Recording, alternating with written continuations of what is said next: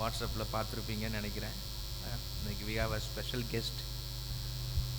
Very rarely we get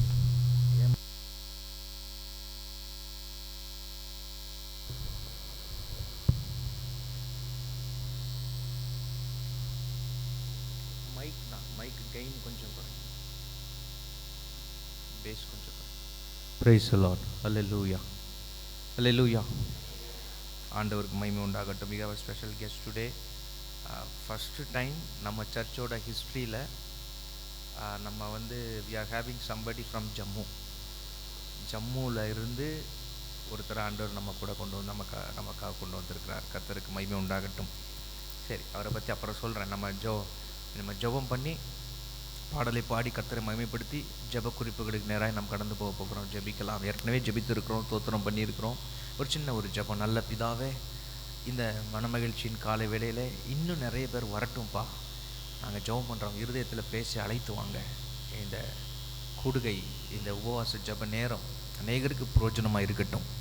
இயேசுவின் நாமத்தில் பிதாவே, ஆமென். கொஞ்சம் அந்த நாய்ஸை கொஞ்சம் கரெக்ட் பண்ணுங்கம்மா, ரொம்ப வந்துகிட்டே இருக்குது. விஸ்லிங் நாய்ஸ் ஏதாவது நான் அட்ஜஸ்ட் பண்ணுங்கள். Check check check check check check check. எல்லாரும் சேர்ந்து பாட போகிறோம். ஆனந்த களிப்புள்ள உதடுகளால் போற்றி புகழ்கிறேன், அறுசுவை உணவு உண்பது போல் தினமும் திருப்தி அடைகிறேன், தினமும் துதிக்கிறேன்.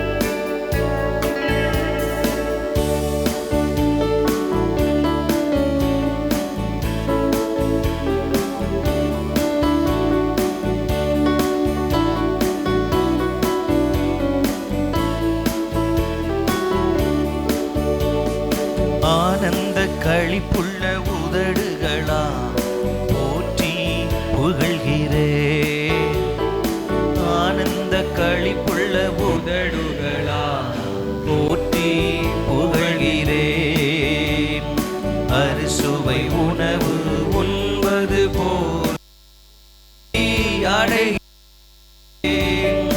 அறுசுவை உணவு உண்பது போல் திருப்தி அடைகிறேன், தினமும் துதிக்கிறேன், தினமும் துதிக்கிறேன், ஆனந்த களிப்புள்ள உதடுகளால் போற்றி புகழ்கிறேன், ஆனந்த களிப்புள்ள உதடுகளால் போற்றி புகழ்கிறேன்.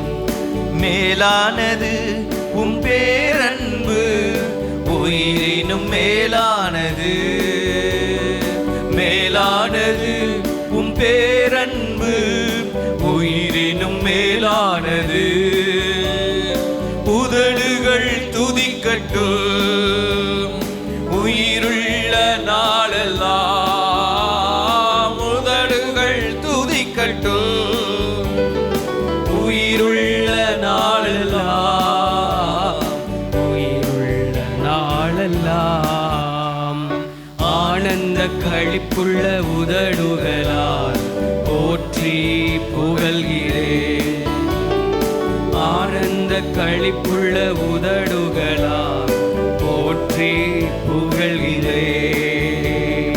தேவனே நீர் என் தேவன், தேடுவேன் ஆர்வமுடன், தேவனே நீர் என் தேவன், தேடுவேன் ஆர்வமுடன், மகிமை வாஞ்சிக்கிறேன், உம் வல்லமை காண்கிறேன், மகிமை வாஞ்சிக்கிறேன், உம் வல்லமை காண்கிறேன், உம் வல்லமை காண்கிறேன், உம் வல்லமை காண்கிறேன், ஆனந்த களிப்புள்ள உதடுகளால் போற்றி புகழ்கிறேன், ஆனந்த களிப்புள்ள உதடுகளால் போற்றி புகழ்கிறேன். நீதானே என் துணையானி, உம் நிழலில் களி கூறுவேன். நீதானே என் துணையானி, உம் நிழலில் களி கூறுவேன். உறுதியாய் பற்றி கொண்டேன், உம் வலக்கரம் தாங்குதையா. உறுதியாய் பற்றி கொண்டேன், உம் வலக்கரம் தாங்குதையா.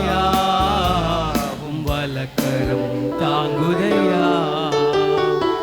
ஆனந்த களிப்புள்ள உதடுகளால் போற்றி புகழ்கின்றேன்.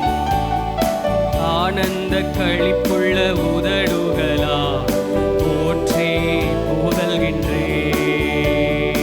அறுசுவை உணவு உண்பது போல் திருப்தி அடைகிறேன்.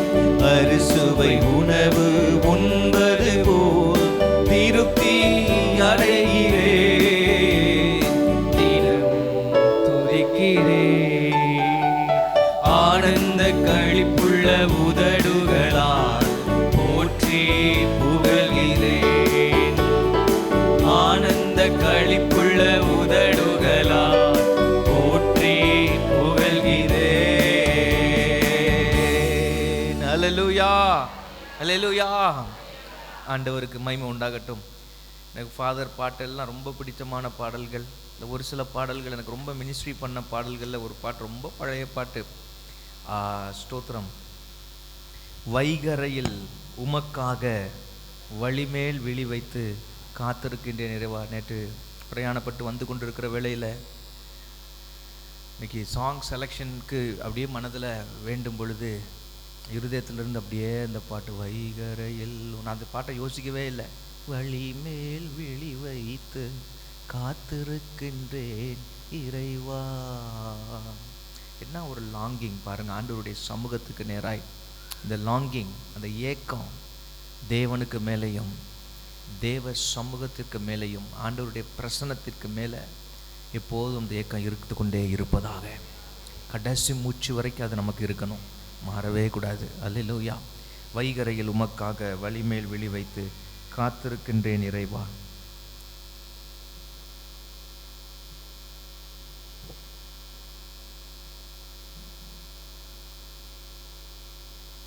Thank you, Jesus.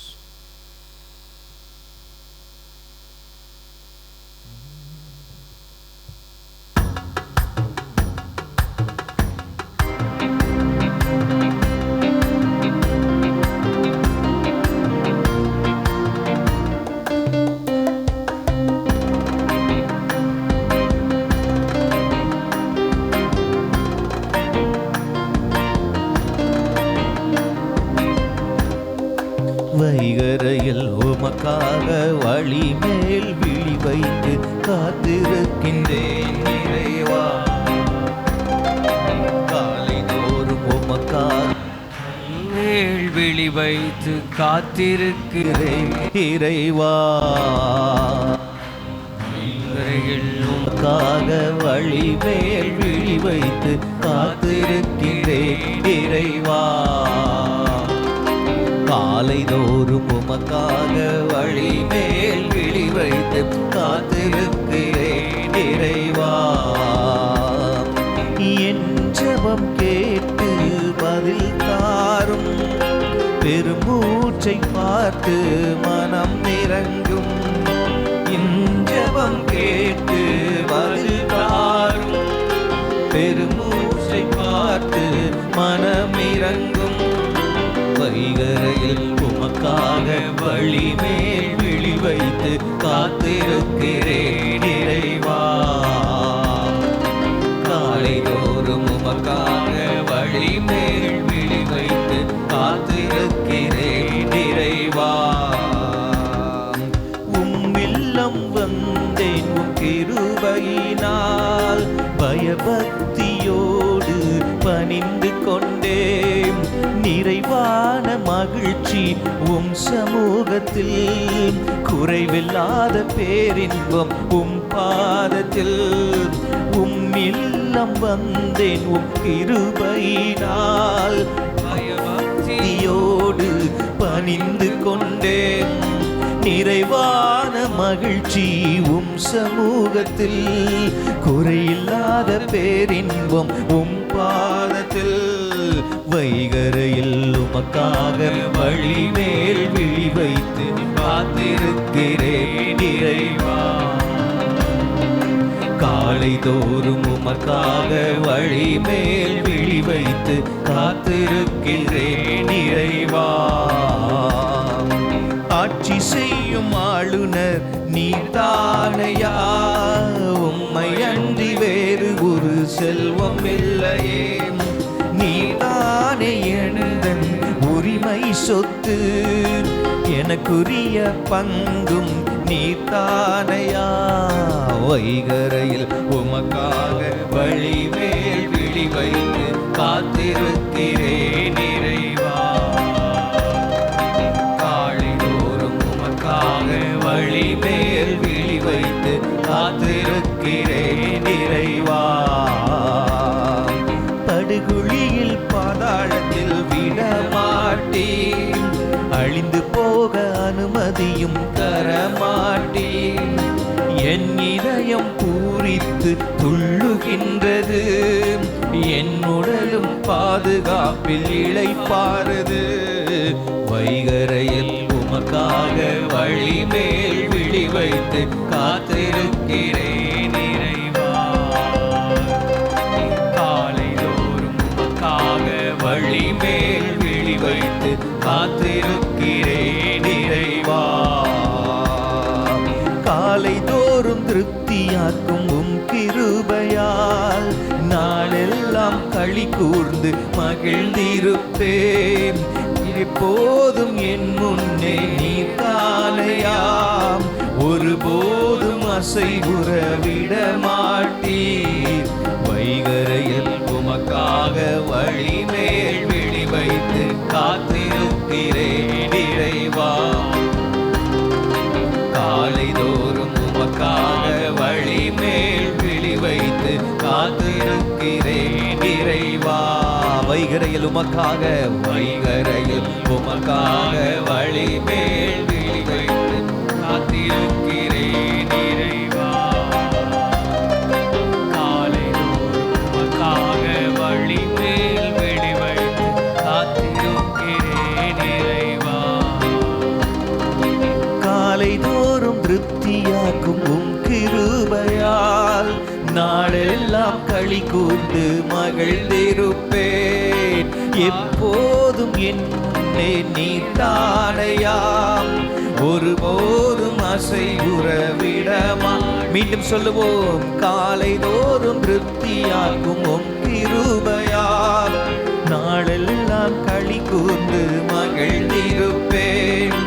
எப்போதும் என் முன்னே நீதானையா, ஒருபோதும் அசைவுற விட மாட்டேன். வைகரையில் உமக்காக வழி மேல் விழி வைத்து காத்திருக்கிறேன் இறைவா. நாளையும் உமக்காக வழி மேல் விழி வைத்து காத்திருக்கிறேன் இறைவா. வைகரையில், வைகரையில் உமக்காக வழி மேல் விழி வைத்து காத்திருக்கிறேன் இறைவா. காலை தோறும் உமக்காக வழி மேல் விழி வைத்து காத்திருக்கிறேன் இறைவா. ஹல்லேலூயா. ஆண்டவருக்கு மகிமை உண்டாவதாக. எந்த சங்கீதத்தை பேஸ் பண்ணி எழுதப்பட்ட பாட்டு யார் சொல்ல முடியும்? அமைதி. ஒரு சங்கீதத்தை அடிப்படையாக கொண்டு எழுதப்பட்ட பாடல் இது. 16ஆம் சங்கீதம். ஆண்டவருக்கு மகிமை உண்டாகட்டும். இதெல்லாம் அப்படியே டக்குன்னு கனெக்ட் பண்ணி பார்த்துடணும். எத்தனை பேருக்கு வைகரையில்னா அர்த்தம் தெரியும்? மதுரையில் இருக்கும் பாஸ்டர், வைகை கரையில் அப்படின்னு நினச்சிடக்கூடாது. வைகை, வைகரைனா சூரியன் உதித்து வர்ற அந்த நேரம். அதுக்கு கொஞ்சம் முன்னாடி டைம்ல இருந்து தான் அந்த இடம், அந்த அதிகால நேரத்து தான் வைகரை அப்படின்னு சொல்கிறது. ஆண்டவருக்கு ஸ்தோத்திரம். வைகை கூட்டல் கரை, வைகை கரை அப்படி சொல்லி இந்த ரை போட்டிருக்கோம். வைகரை அப்படின்னா அதிகாலை, ஏர்லி மார்னிங். ஆண்டவருக்கு மகிமை உண்டாகட்டும். ஆண்டவரிடத்தில் அர்ப்பணித்து ஒரு பாடலை பாடப் போகிறோம். என் ஆத்மாவும் என் சரீரமும் ஆண்டவருக்கே சொந்தம், இனி வாழ்வது நான் அல்ல, என்னில் இயேசு வாழ்கிறார். இயேசு தேவா அர்ப்பணித்தேன், என்னையே நான் அர்ப்பணித்தேன், ஏற்றுக்கொள்ளும், ஏந்தி கொள்ளும், என் இதயம் வாசம் செய்யும்.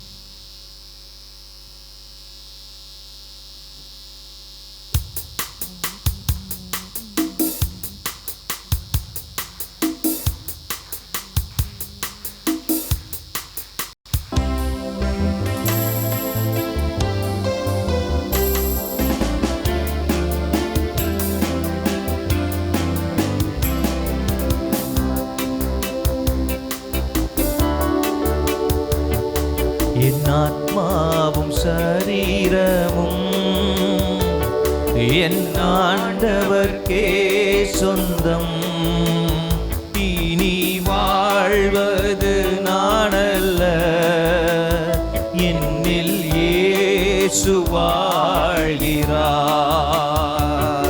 என் ஆத்மாவும் சரீரமும்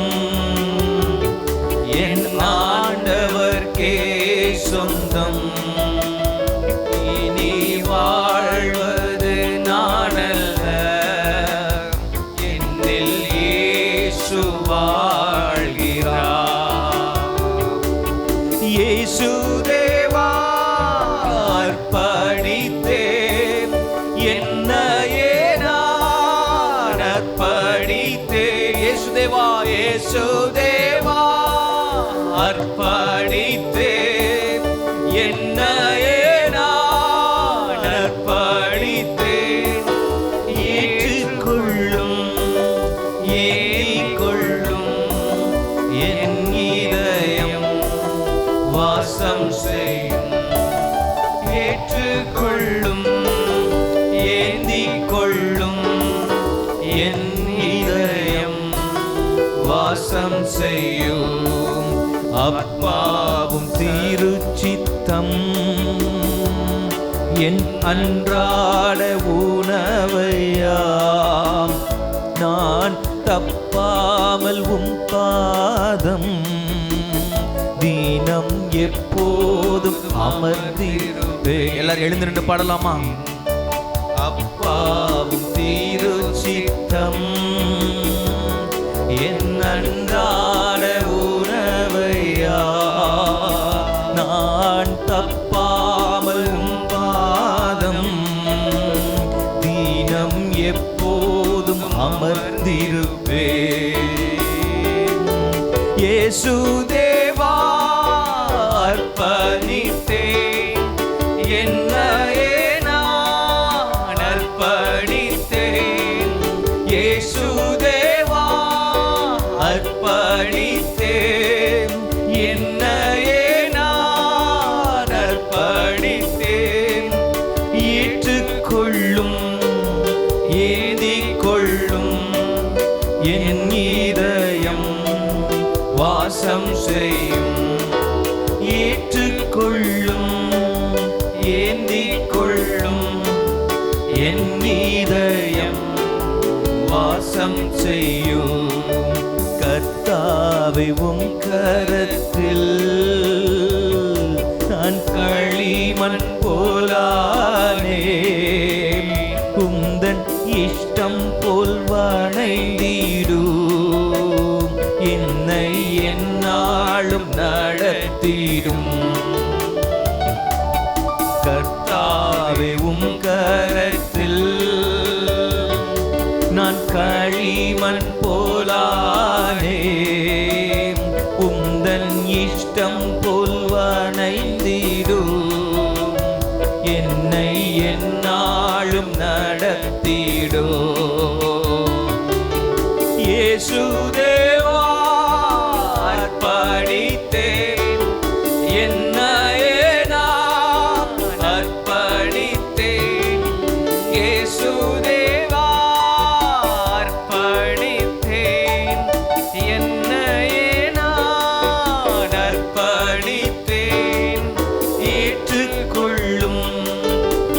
ஏந்திக் கொள்ளும் என் இதயம் வாசம் செய்யும். ஏற்றுக்கொள்ளும் ஏந்திக் கொள்ளும் என் இதயம் வாசம் செய்யும். கர்த்தாவே உம் கரத்தில் நான் களிமண் எங்களை உருவாக்குகிறவரே உமக்கு ஸ்தோத்திரம். இஷ்டம் போல் வாடைந்திடும் என்னை என்னாலும் நடத்திடும். இயேசுதேவா அர்ப்பணித்தேன் என்னையே நான் அர்ப்பணித்தேன். இயேசுதேவா அர்ப்பணித்தேன் என்னையே நான் அர்ப்பணித்தேன். ஏற்றுக்கொள்ளும் ஏந்திக் கொள்ளும் என் இதயம் வாசம் செய்யும். ஏற்றுக்கொள்ளும் ஏந்திக் கொள்ளும் என் இதயம் வாசம் செய்யும். ஏற்றுக்கொள்ளும் ஏந்திக் கொள்ளும் என் இதயம் வாசம் செய்யும். ஏற்றுக்கொள்ளும் ஏந்திக் கொள்ளும் என் இதயம் வாசம் செய்யும். ஹல்லேலூயா. ஆண்டவரே அப்படியே துதிக்கலாமா? தொடர்ந்து துதிங்க. அர்ப்பணத்தோடு கூட, ஒரு அர்ப்பணிப்போடு கூட இந்த கால வேளையில நாங்கள் உமக்குரியவர்கள் ஐயா. இயேசுராஜா, நாங்கள் உமக்கு உரியவர்கள். எத்தனை பேர் அதை சந்தோஷமா சொல்ல ஆயத்தமா இருக்கிறீங்க? இயேசுவே நாங்கள் உமக்குரியவர்கள்.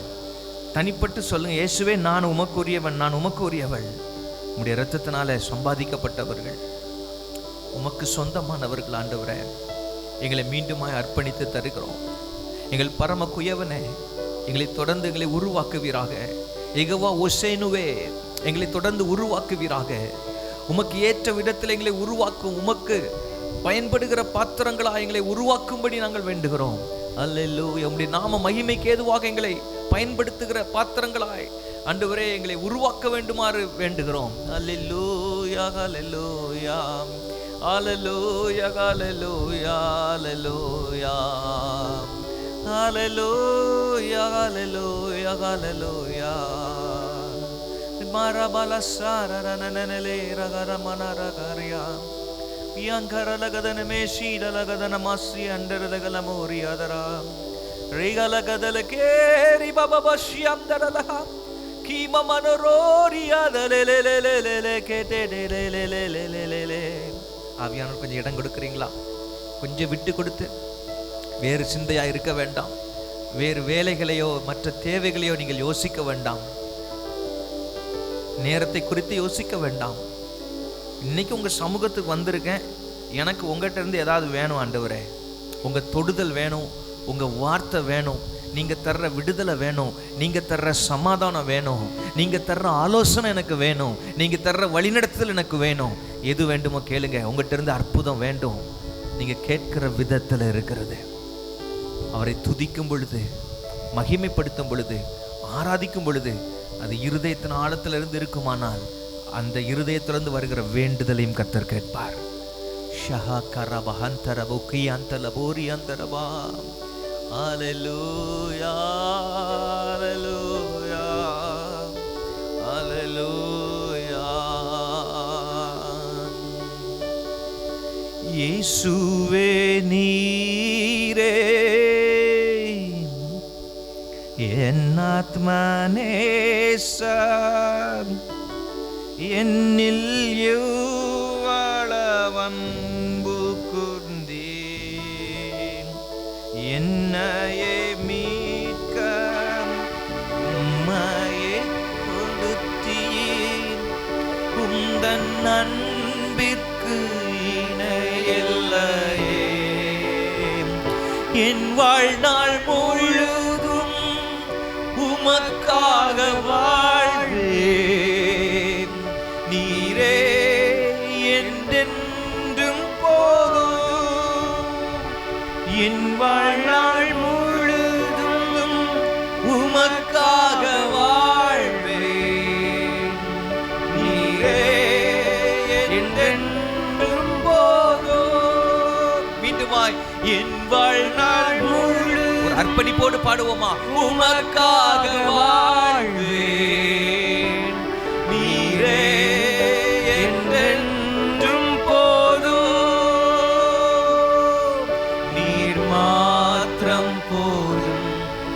நீர் மாத்திரம் போதும். நீர் மாத்திரம் போதும் எனக்கு.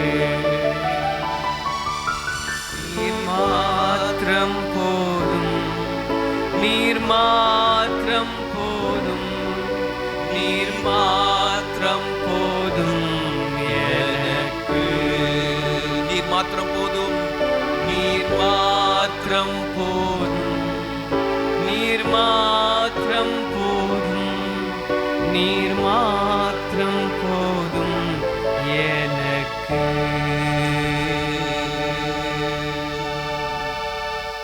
தொடர்ந்து எங்கள் நடுவில் ஆசீர்வாதம் இயேசுவின் நாமத்தில் பிதாவே, ஆமென். உட்கார்ந்து கொள்ளுங்கள்.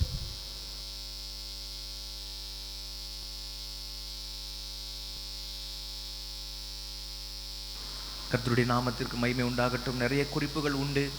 ஆனால் இன்றைக்கு எத்தனை குறிப்புகளை சொல்லி ஜெபிக்க முடிகிறதோ அதை மாத்திரம் ஜெபித்து விட்டு கர்த்தருக்கு சித்தமானால் வருகிற வாரத்திலே மற்ற குறிப்புகளை ஜெபிக்கலாம் என்று நினைக்கிறேன். ஆண்டவருக்கு மகிமை உண்டாகட்டும்.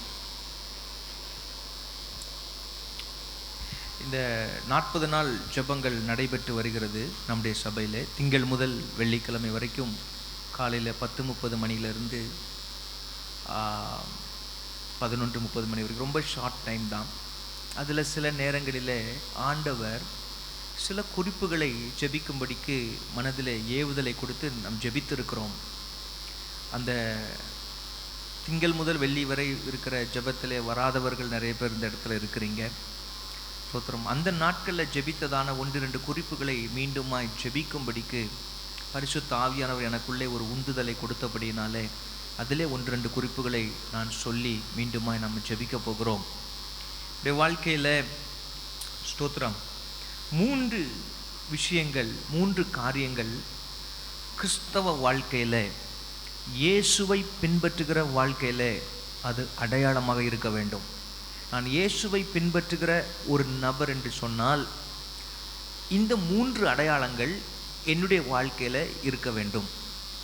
3 வார்த்தைகளை நான் சொல்லுகிறேன், மீண்டும் சொல்லுகிறேன். நான் இயேசுவை பின்பற்றுகிற ஒரு நபராக இருக்கிறேன், நான் உண்மையாகவே இயேசுவை பின்பற்றுகிற ஒரு நபராக இருக்கிறேன் என்று சொன்னால் ஜனங்கள் என்னை பார்க்கிற வேளையில் இந்த 3 அடையாளங்கள் அவர்களுக்கு தெரிய வேண்டும், இருக்க வேண்டும். 3 அடையாளங்கள் ஆங்கிலத்தில் எளிதாக நினைவில் வைத்து கொள்ளுகிறதற்காக அந்த வார்த்தைகளை நான் சொல்லுகிறேன்.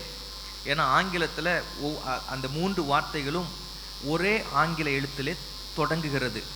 ஆகவே எளிதாக நினைவில் வைத்துக் கொள்கிறதற்காக முதலாவது ஆங்கிலத்திலே சொல்லுகிறேன், பிறகு அதை தமிழிலே சொல்லுகிறேன். இந்த 3ம் நம்முடைய வாழ்க்கையில் எப்படி இருக்க வேண்டும்? அடையாளங்களாக இருக்கணும். கொஞ்சம் கெயின் குறைக்கணுமா? விசிலிங் இருந்துகிட்டே இருக்கு. தேங்க்யூ. Praise the Lord. நான் பேசுகிறது பின்னால் கேட்குதா? கடைசி ரோ வரைக்கும் கேட்குதா? ஓகே. முதல் வார்த்தை ஹோலினஸ். சொல்லுங்கள், ஹோலினஸ். 2வது வார்த்தை ஹியூமிலிட்டி. சொல்லுங்கள், ஹியூமிலிட்டி. இங்கிலீஷ் தெரியாட்டாலும் இங்கிலீஷ் படிச்சுக்கிடுவோம். ஹியூமிலிட்டி. சொல்லுங்கள், ஹியூமிலிட்டி. 3வது வார்த்தை ஹானஸ்டி. ஆனஸ்டிம்பாங்க, ஆனஸ்டிம்பாங்க, உங்கள் வாயில் வர்றது தான் ஆனஸ்டி. 3 ஹெச்சில் தொடங்குறது. முதலாவது வார்த்தை ஹோலினஸ்னா பரிசுத்தம், ஹியூமிலிட்டினா தாழ்மை, மூன்றாவது ஆனஸ்டினா உண்மை அல்லது நேர்மை, உண்மை மற்றும் நேர்மை. இந்த 3ம் நிச்சயமாக இயேசுவை பின்பற்றுவருடைய வாழ்க்கையில் அடையாளமாக இருக்க வேண்டும். இந்த 3 அடையாளம் இருக்குன்னா அவங்களுக்கு தெரியும், ஸ்தோத்திரம், இயேசுவை பின்பற்றுகிறவர்கள். ஆனால் இன்னொரு காரியத்தை கேட்கட்டும், இயேசுவை பின்பற்றுகிற இடத்துல மாத்திரமா இந்த அடையாளம் இருக்குது?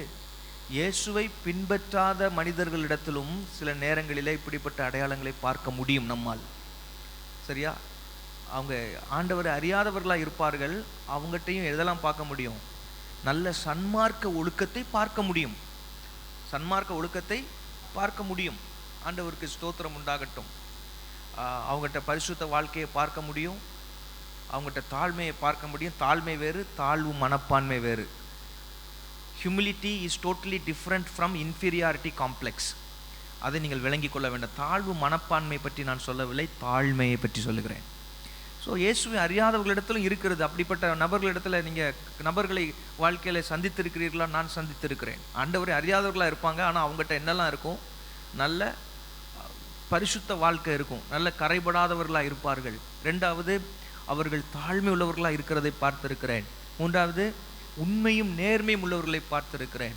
ஆனால் அவங்களுக்கே இயேசுவை அறியாதவர்கள் வாழ்க்கையிலே அப்படி இருக்கும் என்று சொன்னால், இயேசுவை அறிந்தவர்களிடத்தில் எத்தனை அதிகமாய் அது இருக்க வேண்டும் என்பதுதான் நம்முடைய ஏக்கமும் ஜெபமுமாய் இருக்கிறது இந்த காலை வேளையிலே. ஆண்டவருக்கு ஸ்தோத்திரம் உண்டாவதாக. ஹோலினஸ், பரிசுத்தம். நான் பரிசுத்தராய் இருக்கிறது போல, லேவியர் ஆகமத்தில் அந்த வசனத்தை வாசிக்கிறோம். பேதுருவும் தன்னுடைய நிருபத்திலே அந்த வார்த்தையை அவர் மேற்கோளிட்டு காட்டுகிறதை பார்க்கிறோம். நான் பரிசுத்தராய் இருக்கிறது போல நீங்களும் பரிசுத்தமாக இருங்கள் என்று சொல்லி. எனக்கு ரொம்ப ஆசை ஒன்று உண்டு. ஸ்தோத்திரம். இந்த காரியங்கள் எல்லாம் என்னுடைய வாழ்க்கையில ஆண்டவர் ஜெபிக்கும்படிக்கு என்னை பழக்குவித்து என்னை ஜெபிக்க வைத்த காரியங்களை தான் சபைக்கு ஆண்டவர் கொடுக்கும்படி செய்கிறார். தனிப்பட்ட வாழ்க்கையில நான் எந்த அளவுக்கு கர்த்தருக்குள்ளே நான் வளர்ந்து கொண்டு வருகிறேனோ அந்த அளவுக்கு தான் நான் சபை மக்களை என்ன செய்ய முடியும்? மேலே எடுத்துக்கொண்டு வர முடியும். ஆண்டவருக்கு ஸ்தோத்திரம். அதனால எல்லா காரியங்களையும் முன்னக்கூட்டியே நான் இங்கே ஒரு விஷயத்தை சொல்றதுக்கு முன்னால கர்த்தர் அதை என்னை பழக்க வைக்கும்படிக்கு அதையெல்லாம் ஜெபிக்க வைக்கிறதை நான் பார்க்கிறேன். இது ஏற்கனவே என்னை ஜெபிக்க வைத்திருக்கிறார். ஆண்டவருக்கு ஸ்தோத்திரம். அதனால தான் எனக்கு பிடிச்சமான ஒரு வேத பகுதி. ஆண்டவர்கிட்ட கேட்டிருக்கிற, ஆண்டவரே என்னை குறித்த சாட்சி அப்படி இருக்கும்படி தயவாய் அருள் செய்வீராக. கர்த்தருக்கு ஸ்தோத்திரம் உண்டாகட்டும். எனக்குள் ஆண்டவரே ஒரு பரிசுத்தமுள்ள ஒரு தேவ மனுஷன், ஸ்தோத்திரம், தாழ்மை உள்ள ஒரு தேவ மனுஷன், கர்த்தருக்கு மகிமை உண்டாகட்டும், உண்மையும் நேர்மையும் உள்ள ஒரு தேவ மனுஷன் என்ற சாட்சிக்காக நான் எத்தனையோ வருடங்கள் ஜெபித்து கொண்டு இருக்கிறேன். ஆண்டவருக்கு ஸ்தோத்திரம். இதுவரைக்கும் கர்த்தர் நடத்தி வருகிறார். அதற்காக கர்த்தருக்கு மகிமை உண்டாகட்டும். 2 ராஜாக்களின் புஸ்தகம் 4வது அதிகாரம், அதில் ஒரு அருமையான ஒரு சம்பவம். எலிசாவை பற்றி நான் அந்த நாளிலே சொன்னேன். இந்த 40 நாள் ஜெபத்தில் ஒரு நாள் அதை எக்ஸ்பிளைன் பண்ணேன். எலிசாவை குறித்து ஒரு அருமையான ஒரு சாட்சி. அந்த சூனேம் ஊரல்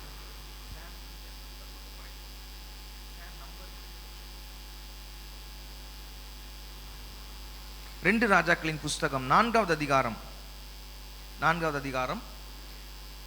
8, 9, 10 ஆகிய வசனங்களை வாசிக்கலாமா? எடுத்தவர்கள் வேகமாக. பின்பு ஒரு நாள் எலிசா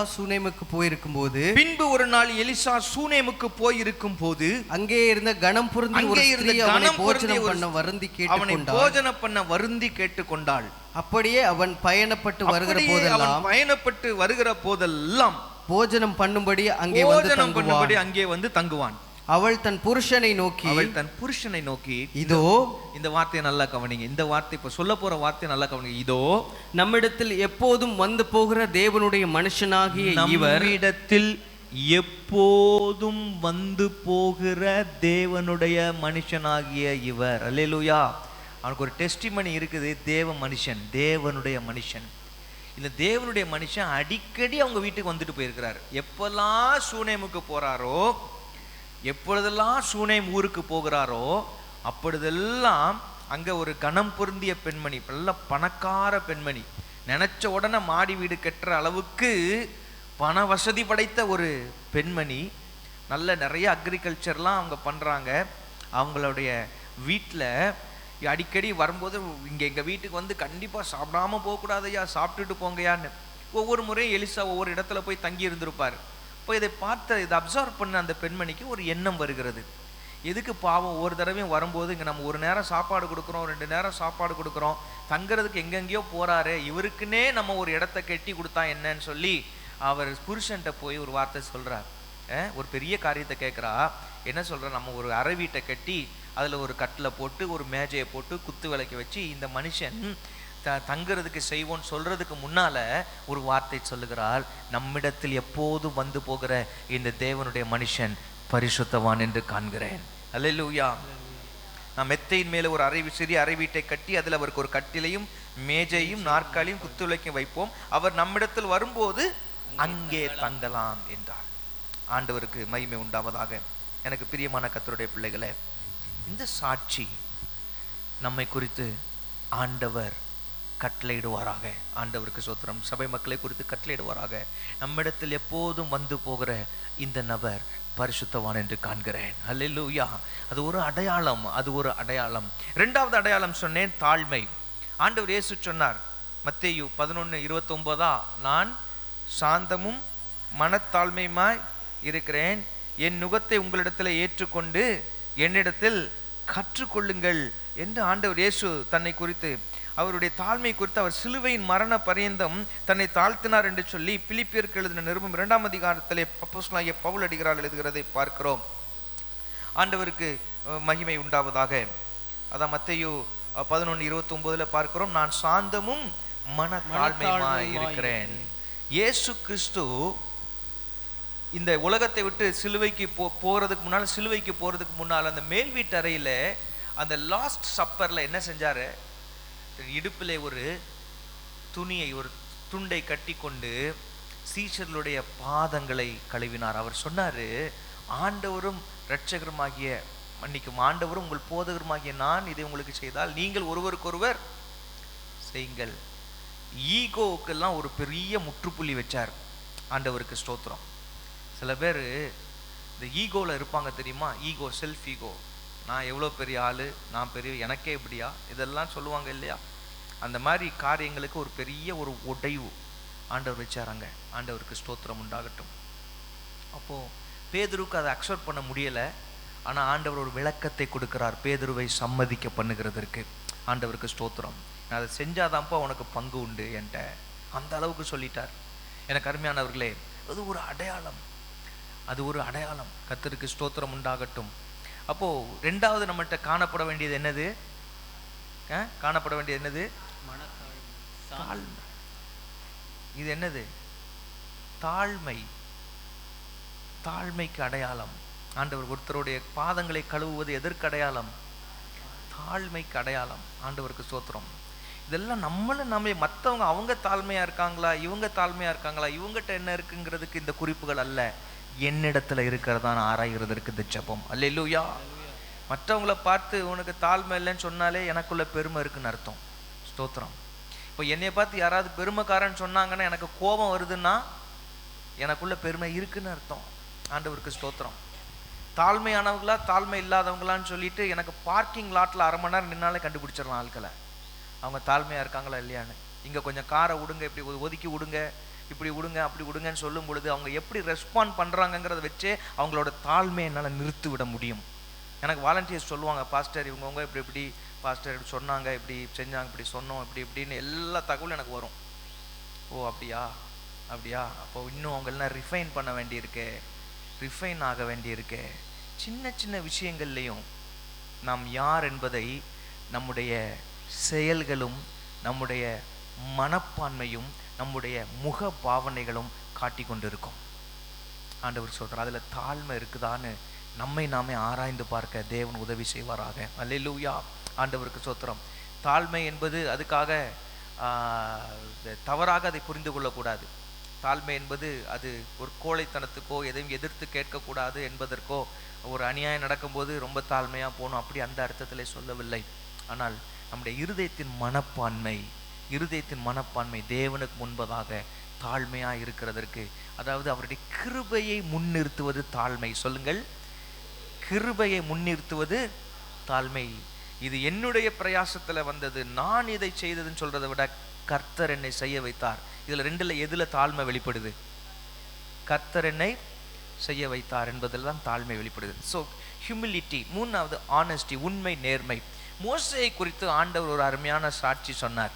என்னாகமத்தின் புஸ்தகம் 12வது அதிகாரத்தில் அங்கே மிரியாமும் ஆரோனும் மோசேக்கு விரோதமாக முறுமுறுத்த பொழுது அங்கே ஒரு காரியத்தை சொல்லுகிறார். என்ன காரியம் சொல்லுகிறார்? ஆண்டவர் கோபப்பட்டு வருகிறார். வந்துட்டு சொல்றாரு, மோசே, என் தாசனாகிய மோசையோ மற்ற தீர்க்கதரிசிகள் மாதிரி கிடையாதப்பா. மற்ற தீர்க்கதரிசிகளோடு கூட நான் சொப்பனத்திலோ தரிசனத்திலோ பேசுவேன், ஆனால் மோசே இடத்துல நான் முகமுகமாய் பேசுகிறேன். ஸ்தோத்திரம். அவர் சொல்லிட்டு ஒரு வார்த்தை சொல்லுவாரு, நீங்க நினைக்கிற மாதிரி கிடையாது, அவன் தேவனுடைய வீட்டில் எங்கும் அவன் உண்மை உள்ளவன். இது கர்த்தர் மோசையை குறித்து கொடுத்த சாட்சி. ஓ, ஹவ் ஐ லவ் இட். என்ன குறித்து ஆண்டவர் அப்படி. மனுஷங்க என்ன சொல்றாங்கள பத்தி ஒரி பண்ணாதீங்க. மனுஷங்க 1000 பேசுவாங்க, என்னை பற்றி கர்த்தர் என்ன சொல்றாரு? அல்லேலூயா, அல்லேலூயா, அல்லேலூயா. ஆண்டவருக்கு ஸ்தோத்திரம் உண்டாவதாக. என்னை பற்றி கர்த்தர் என்ன சொல்றாரு, அது ரொம்ப முக்கியம். தேவனுடைய வீட்டில் எங்கும் உண்மை உள்ளவன். அல்லேலூயா.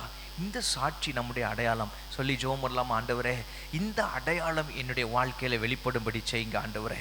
நான் பரிசுத்தமாக இருக்க வாழ விரும்புகிறேன். கடைசி வரைக்கும் பரிசுத்த வாழ்க்கையும் ஆண்டவரே ஸ்தோத்திரம், தாழ்மையான ஒரு வாழ்க்கையும் ஆண்டவரே ஸ்தோத்திரம், அடுத்ததாக உண்மையும் நேர்மையுமான ஒரு வாழ்க்கையும் என்னுடைய வாழ்க்கையின் அடையாளமாக இருக்கும்படி கர்த்தர் செய்வராக. சொல்லி ஜெபம் பண்ணுங்க.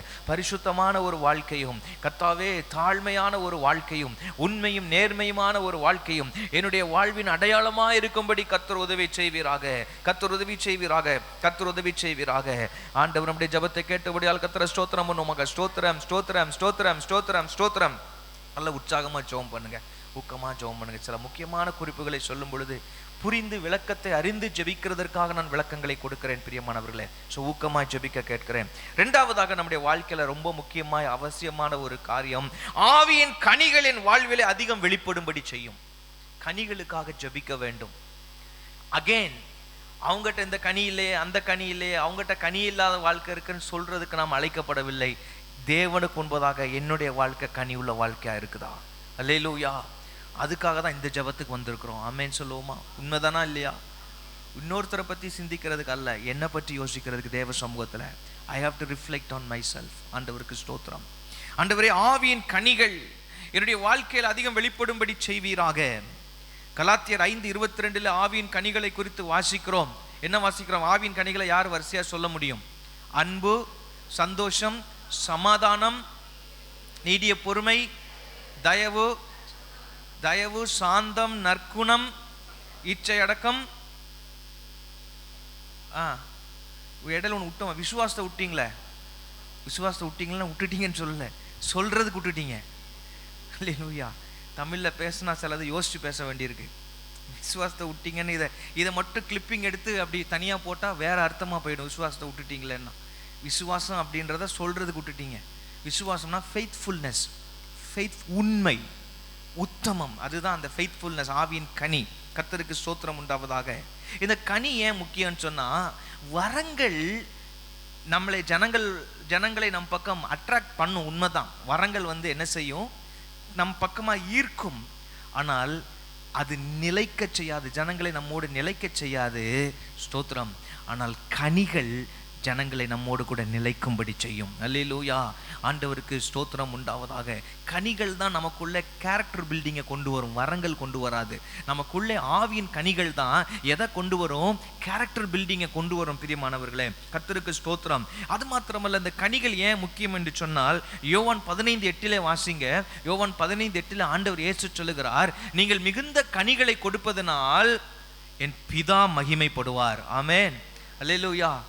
நீங்கள் எனக்கும் சீஷரா. இப்போ கனிகள் கொடுப்பது என்பது சீஷத்துவத்தின் ஒரு அடையாளம் என்று பல மாதங்களுக்கு முன்பதாக நாம் ஜெபித்து இருக்கிறோம். சீஷத்துவத்தின் அடையாளங்கள் என்னிலே காணப்படும்படி செய்யும் என்று சொல்லி பல மாதங்களுக்கு முன்பதாக 1-2 முறை ஜெபித்து இருக்கிறோம். அந்த சீஷத்துவத்திற்கான அடையாளங்களிலே ஒன்று ஆண்டவருக்காய் கனிகள் கொடுப்பது, ஆவியின் கனிகள் நம்மிலே வெளிப்படுவது. ஆமென் சொல்லுவோமா?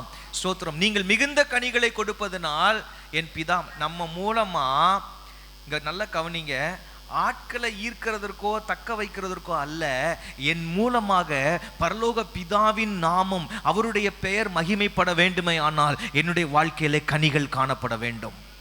பிதாவின் பெயர் என்னுடைய வாழ்க்கையிலே மகிமைப்பட வேண்டுமானால் என்னுடைய வாழ்க்கையிலே கனிகள் காணப்பட வேண்டும். அல்லேலூயா. You can go there.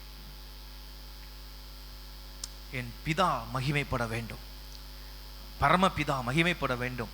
அடுத்ததாக நீங்கள் எனக்கும் கிறிஸ்துவோட சீஷருக்கு ஒரு அடையாளமா இருக்கிறதுக்கு, அடையாளமா மாத்திரமல்ல, அதுக்கு தகுதியா இருக்கிறதுக்கு ஒன்று நம்முடைய வாழ்க்கையில கனிகள் வெளிப்படுவது. இப்போ சொல்லுங்க, எத்தனை பேருக்கு வாழ்க்கையில கனி வேணும்? கனி வேணும்.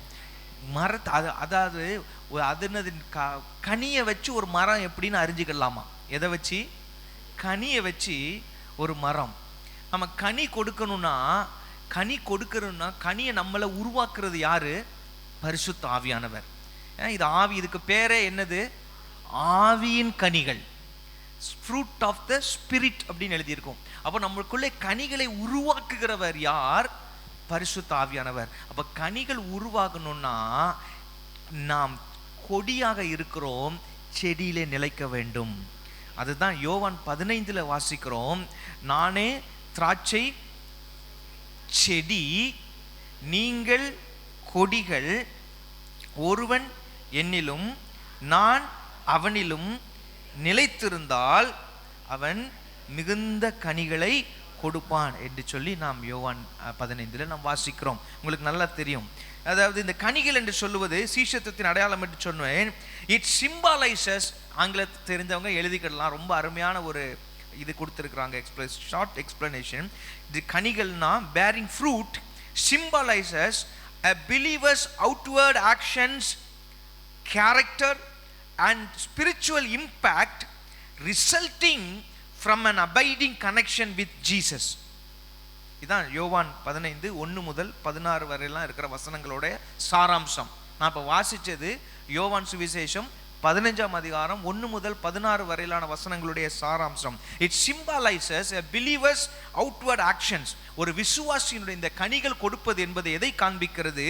ஒரு விசுவாசியின் வாழ்க்கையிலே வெளிப்படையாக காணப்படுகிற செயல்பாடுகள், வெளிப்படையாக காணப்படுகிற குணநலன்கள், குணாதிசயங்கள். அது மாத்திரமல்ல, அவர்களுடைய ஆவிக்குரிய வாழ்க்கையின் தாக்கம், பிறர் மேல் ஏற்படுத்தப்படுகிற ஆவிக்குரிய வாழ்க்கையின் தாக்கம், அது எதை சார்ந்து வருகிறது என்றால் இயேசுவோடு இருக்கிற நெருக்கமான உறவை சார்ந்து வருகிறது, அவரோடு வாழ்வதை சார்ந்து வருகிறது. God will prune us. கனி கொடுக்கிறதுக்கு ஏதுவா பிதாவை என்ன செய்கிறாராம்? சில நேரங்களில் கனி கொடுக்கிறதுக்கு ஏதுவா என்ன செய்கிறாரு? கிளைகளை வெட்டுவார். சில நேரங்கள் நம்மளை தவிர்க்க வேண்டியவைகளை, நம்மிடத்துல சரி செய்ய வேண்டியவைகளை, நம்மிடத்திலிருந்து பிடுங்கி எடுக்க வேண்டியவைகளை கர்த்தர் பிடுங்கி எடுப்பார். அப்போதான் கனி நல்லா கொடுக்கணும். ஆமென், அல்லேலூயா. தோட்டக்காரன் வந்து கேட்குறான், ஐயா இந்த மரம் எவ்வளவோ தண்ணி ஊற்றி பார்த்துட்டு என்ன கொடுக்க மாட்டேங்குது? கனி கொடுக்க மாட்டேங்குது. கனி கொடாத மரமெல்லாம் நல்ல கனி கொடா மரங்களெல்லாம் வெட்டுண்டு அக்கினியில் போடப்படும், ராஜா வருகிறார் ஆயத்தமா, எல்லாம் பாடுறோம் இல்லையா? நல்ல கனி கொடுக்கலைன்னா துண்டிச்சிருவார். ஆனால் கனி கொடுக்கிறதற்கு அவர் ப்ரூன் பண்ணுறார், சுத்தப்படுத்துறாரு. அல்லேலூயா, ஸ்தோத்திரம். கனி கொடுக்கறதுக்கு என்ன செய்கிறாரு? இப்போ தோட்டக்காரன் கேட்கும்போது எஜமான்கிட்ட கேட்குறான், ஐயா அது கனியை கொடுக்க மாட்டேங்க. அப்போ தோட்டக்காரன், இறக்கமுள்ள தோட்டக்காரன், ஆண்டவர் தன்னை இறக்கமுள்ளவராக அங்கே காட்டுறாரு. இந்த 1 வருஷம் பொறுப்பா ஆண்டவர் இல்லை, அவர் சொல்கிறார் எடுத்து போடலாம்னு. தோட்டக்காரன் சொல்கிறான். அது யாரை குறிக்குதுன்னா இயேசுநாதரை குறிக்குது. 1 வருஷம் கொஞ்சம் பொறுங்க, நான் என்ன செய்கிறேன்? இன்னும் கொத்தி இன்னும் உரம் போடுகிறேன், இன்னும் செயல் பண்ணி பாடுகிறேன். 1 வருஷம் கழிச்சு கனி கொடுத்தா பார்க்கலாம், கொடுக்கலன்னா வெட்டிக்கலாம். ஆண்டவர் நீடிய பொறுமை உள்ளவராக இருக்கிறார், இரக்கம் உள்ளவராக இருக்கிறார். என்ன எதிர்பார்க்கிறார்? நம்மகிட்ட கனிகளை கர்த்தர் எதிர்பார்க்கிறார். ஆண்டவரே, ஆவியின் கனிகள் என்னுடைய வாழ்க்கையில் வெளிப்படும்படி செய்யுங்க. கனி அவர் உருவாக்குகிற ஆண்டவர். இது வரைக்கும் இல்லாமல் இருக்கும். நீங்கள் ஆண்டவரை ஏற்றுக்கொண்ட நாளில் இல்லாத சில கனிகள் உங்களுடைய வாழ்க்கையில் இன்றைக்கு கர்த்தர் உருவாக்கி கொடுத்திருக்கிறதை நீங்கள் அனுபவித்திருப்பீர்கள். சந்தோஷமே இல்லாமல் இருந்திருப்பீங்க, இயேசுவை ஏற்றுக்கொண்ட பிறகு சந்தோஷம் வர ஆரம்பிச்சிருக்கும். சமாதானமே இல்லாமல் இருந்திருப்பீங்க, இயேசுவை ஏற்றுக்கொண்ட பிறகு ஒரு சமாதானத்தை அனுபவிக்க ஆரம்பித்திருப்பீர்கள். அன்பே இல்லாமல் இருந்திருப்பீங்க, இயேசுவை ஏற்றுக்கொண்ட பிறகு மற்றவர்கள் மேலே ஒரு அன்பை கர்த்தர் கொடுத்து கொண்டிருப்பதை பார்ப்பீர்கள். கனி வெளிப்பட ஆரம்பிக்கும். கனிகளை உருவாக்குகிறவர் கர்த்தர். வலது கரத்தை உயர்த்தி ஜெபம் பண்ணுங்க. ஆண்டவரே, என்னிலே கனிகள் உருவாகட்டும், இன்னும் கனிகளை உருவாக்குங்க. மிகுந்த இதுவரைக்கும் நீங்க கனி கொடுத்திருந்தீங்கன்னா, இதுவரைக்கும் நம்ம கனி கொடுத்திருந்தால் மிகுந்த கனிகளை கொடுக்கும்படி செய்யுங்க ஆண்டவரே சொல்லி ஜெபம் பண்ணுங்க. என்னுடைய வாழ்க்கையிலிருந்து மிகுந்த கனிகள் வெளிப்படுவதாக. மிகுந்த கனிகள் மத்தேயு 3:8 லூக்கா 3:8 ஆண்டவருடைய வார்த்தை சொல்லுகிறது. அங்கே யோவான் ஸ்நானகன் சொல்லுகிற மனம் திரும்புதலுக்கு ஏற்ற கனிகளை கொடுங்கள். மனம் திரும்புதலுக்கு ஏற்ற கனி என்னிலே வெளிப்படட்டும். ஆவியின் கனிகள் என்னிலே வெளிப்படட்டும். மிகுந்த கனிகள் என்னிலே வாழ்க்கையில வெளிப்படட்டும் ஆண்டவரே. அல்லேலூயா. உம்முடைய கரத்தில் எங்களை தருகிறோம். எங்களிலே எதை சரி செய்ய வேண்டுமோ சரி செய்யும் ஐயா. கனி கொடாதபடிக்கு இருக்கிற காரியங்களை எங்களுடைய வாழ்க்கையை விட்டு எடுத்து போடும்படியாய் ஜெபிக்கிறோம். கனி கொடுக்கிறதுக்கு எங்கள் வாழ்க்கையில எதை செய்ய வேண்டுமோ அந்த காரியங்களை பரிசுத்த ஆவியானவர் எங்களுக்குள்ளே செய்ய வேண்டுமாறு நாங்கள் ஜெபிக்கிறோம். கனி கொடுக்கும்படி கிருபை தாரும். இயேசுவின் நாமத்தில் வேண்டுகிறோம் ஜீவனுள்ள நல்ல பிதாவே. ஆமென், ஆமென். கர்த்தர் நம்முடைய ஜெபத்தை கேட்டிருக்கிறபடியா நல்ல சத்தமா ஒரு 7 முறை ஸ்தோத்திரம் செய்யுங்க. ஸ்தோத்திரம், ஸ்தோத்திரம், ஸ்தோத்திரம், ஸ்தோத்திரம், ஸ்தோத்திரம், ஸ்தோத்திரம், ஸ்தோத்திரம், ஸ்தோத்திரம், ஸ்தோத்திரம் ஆண்டவரே. அல்லேலூயா. அடுத்தபடியாக உமக்குள் மகிழ்ந்திருக்கும் அனுபவத்தை என்னிலே நிலைப்படுத்தும். எத்தனை பேர் ஆண்டவருக்குள்ள சந்தோஷமா இருக்க விரும்புறீங்க? இந்த சந்தோஷம், இந்த மகிழ்ச்சி, ஜாய் சூழ்நிலைகளுக்கு அப்பால் பட்டது. சொல்லுங்கள், சூழ்நிலைகளுக்கு. இதை அனுபவிச்சிருக்கிறீங்களா? அனுபவிக்கலைன்னா இன்னைக்கு ஒரு நல்ல செய்தி சொல்கிறேன். இதை அனுபவிக்க முடியும் உங்கள் வாழ்க்கையில். என் வாழ்க்கையில் அனுபவிச்சிருக்கிறேன். அது கண்டினியூஸாக இருக்கணும், கண்டேஜியஸாக இருக்கணும்னு ஜெபம் பண்ண போகிறோம். கண்டினியூஸாக இருக்கணும்னா அந்த மகிழ்ச்சி ஏதோ கொஞ்ச நாள் இருந்துட்டு அப்படி போகிறது மாதிரி இல்லாமல் வாழ்க்கையில் உமக்குள்ளாய் மகிழ்ந்திருக்கிற அனுபவம் எனக்குள்ள எப்போதும் இருக்கட்டும் ஆண்டவரே அப்படின்னு சொல்லணும். அடுத்ததாக இன்னொரு காரியம் அடுத்த கண்டேஜியஸ்னா என்னது? கண்டேஜியஸ்னா என்னது? மற்றவங்க கிட்ட பரவக்கூடியது. ஆண்டவருக்கு ஸ்தோத்திரம். அப்படிப்பட்ட விதத்தில் உங்களுக்குள்ள கர்த்தருக்குள்ளான மகிழ்ச்சி இருக்கணும்னு விரும்புகிறீங்களா? உண்மையாக விரும்பினா ஒரு ஆமேன்னு சொல்லுங்கள். அப்போ அதுக்கு நீங்கள் எவ்வளோ ஜெபம் பண்ணுறீங்களோ அவ்வளோ தருவார் ஆண்டவர். கர்த்தருக்கு அது சூழ்நிலையை சார்ந்திருக்காது. இந்த மகிழ்ச்சி இருக்கணும்னா போன வாரத்தில் நான் சொல்லியிருப்பேன் நினைக்கிறேன். 2 விஷயம் தேவை. ஒன்று கண்டென்ட்மெண்ட், இன்னொன்று கிராட்டிடியூட். ஞாபகம் இருக்கா சொன்னது? என்ன வேணும் கர்த்தருக்குள் மகிழ்ந்து இருக்கிறதுக்கு? ஒன்று அவருக்குள்ள மன ரம்மியமாக இருக்க கற்றுக்கொள்ள வேண்டும். எது இருக்கோ இல்லையோ நீங்கள் இருக்கீங்கல்ல அப்பா போதும். சொல்லுங்கள், எத்தனை பேர் சொல்ல ஆயத்தமாக இருக்கீங்க? எனக்கு எது இருக்கோ இல்லையோ நீங்கள் எனக்கு இருக்கிறீங்களா போதும். இந்த இந்த இந்த மெச்சூரிட்டிக்கு வந்துடணுங்க. இந்த மெச்சூரிட்டிக்கு வந்துட்டீங்கன்னா உங்களை ஒருத்தரும் அசைக்க முடியாது.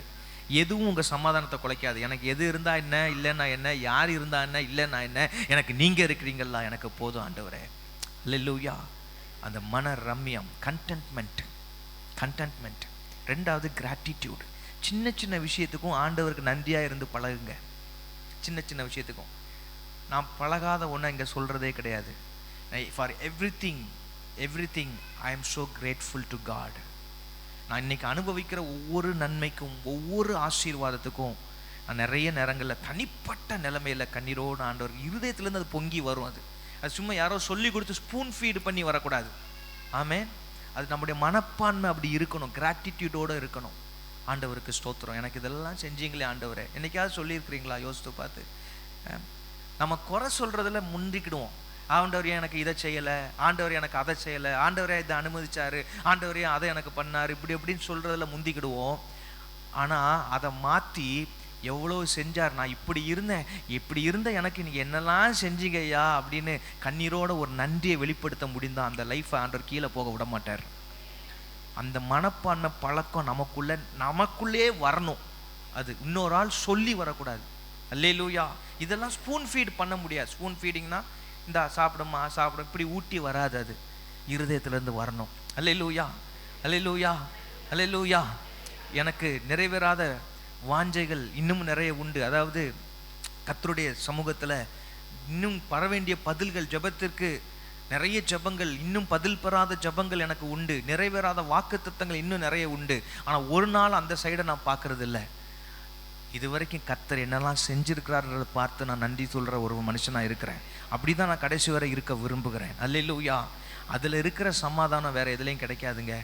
நீங்கள் ஒரு நேரம் நீங்கள் யோசித்து எங்கே இருந்து, ஏன் ஜஸ்ட் டே பிஃபோர் எஸ்டர்டே நான் தனியாக இருக்கும்போது பெங்களூரில் திடீர்னு எனக்கு மனசில் யோசித்து பார்த்து, ஆண்டவரே எங்கே இருந்து என்னை தூக்குனீங்கப்பா. நான் கண்ணீரோடு ஆண்டவருக்கு நன்றி. யாருக்கும் தெரியாது, எனக்கும் அவருக்கும் உள்ளது. இதெல்லாம் ஏன் வெளியில் சொல்கிறேன், பப்ளிக்கில் சொல்கிறேன், நான் கற்றுக் கொடுக்கறதுக்காக சொல்கிறேன். அந்த மனப்பான்மை கர்த்தர் தருவாராக நமக்குள்ளே. அல்லேலூயா. இது இருக்கோ இல்லையோ, த கிராட்டிடியூட், இந்த ரெண்டு இருந்ததுன்னா கர்த்தருக்குள்ளே நாம் மகிழ்ச்சியாக இருக்க முடியும். அல்லேலூயா. உமக்குள்ளான மகிழ்ச்சியை ஆண்டவர் எனக்குள்ளே நிலைப்படும்படி செய்வீராக. ஏன் சொன்னால் அது அவசியம். நெகேமியா 8:10 கர்த்தருக்குள் மகிழ்ச்சியாக இருப்பதே உங்கள் பலன் என்று எழுதப்பட்டிருக்கிறது.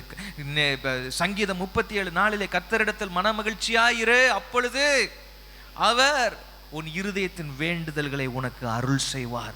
கர்த்தரிடத்துல மனத்தாங்கல் அடையவே கூடாது. அவர் ஒரு நாளும் உருமுறுக்க கூடாது. அவர் மேல சோத்திரம் ஒரு நாளும் கிரம்பிள் பண்ணக்கூடாது. எல்லாத்துக்கும் உங்களுக்கு தெரியாததான் ஆண்டவரே சொல்லுங்க, சொல்லி பழகுங்க. உங்களுக்கு தெரியாததான் ஆண்டவரே, நான் என்ன பாதையில போறேன்றது உங்களுக்கு தெரியாதா?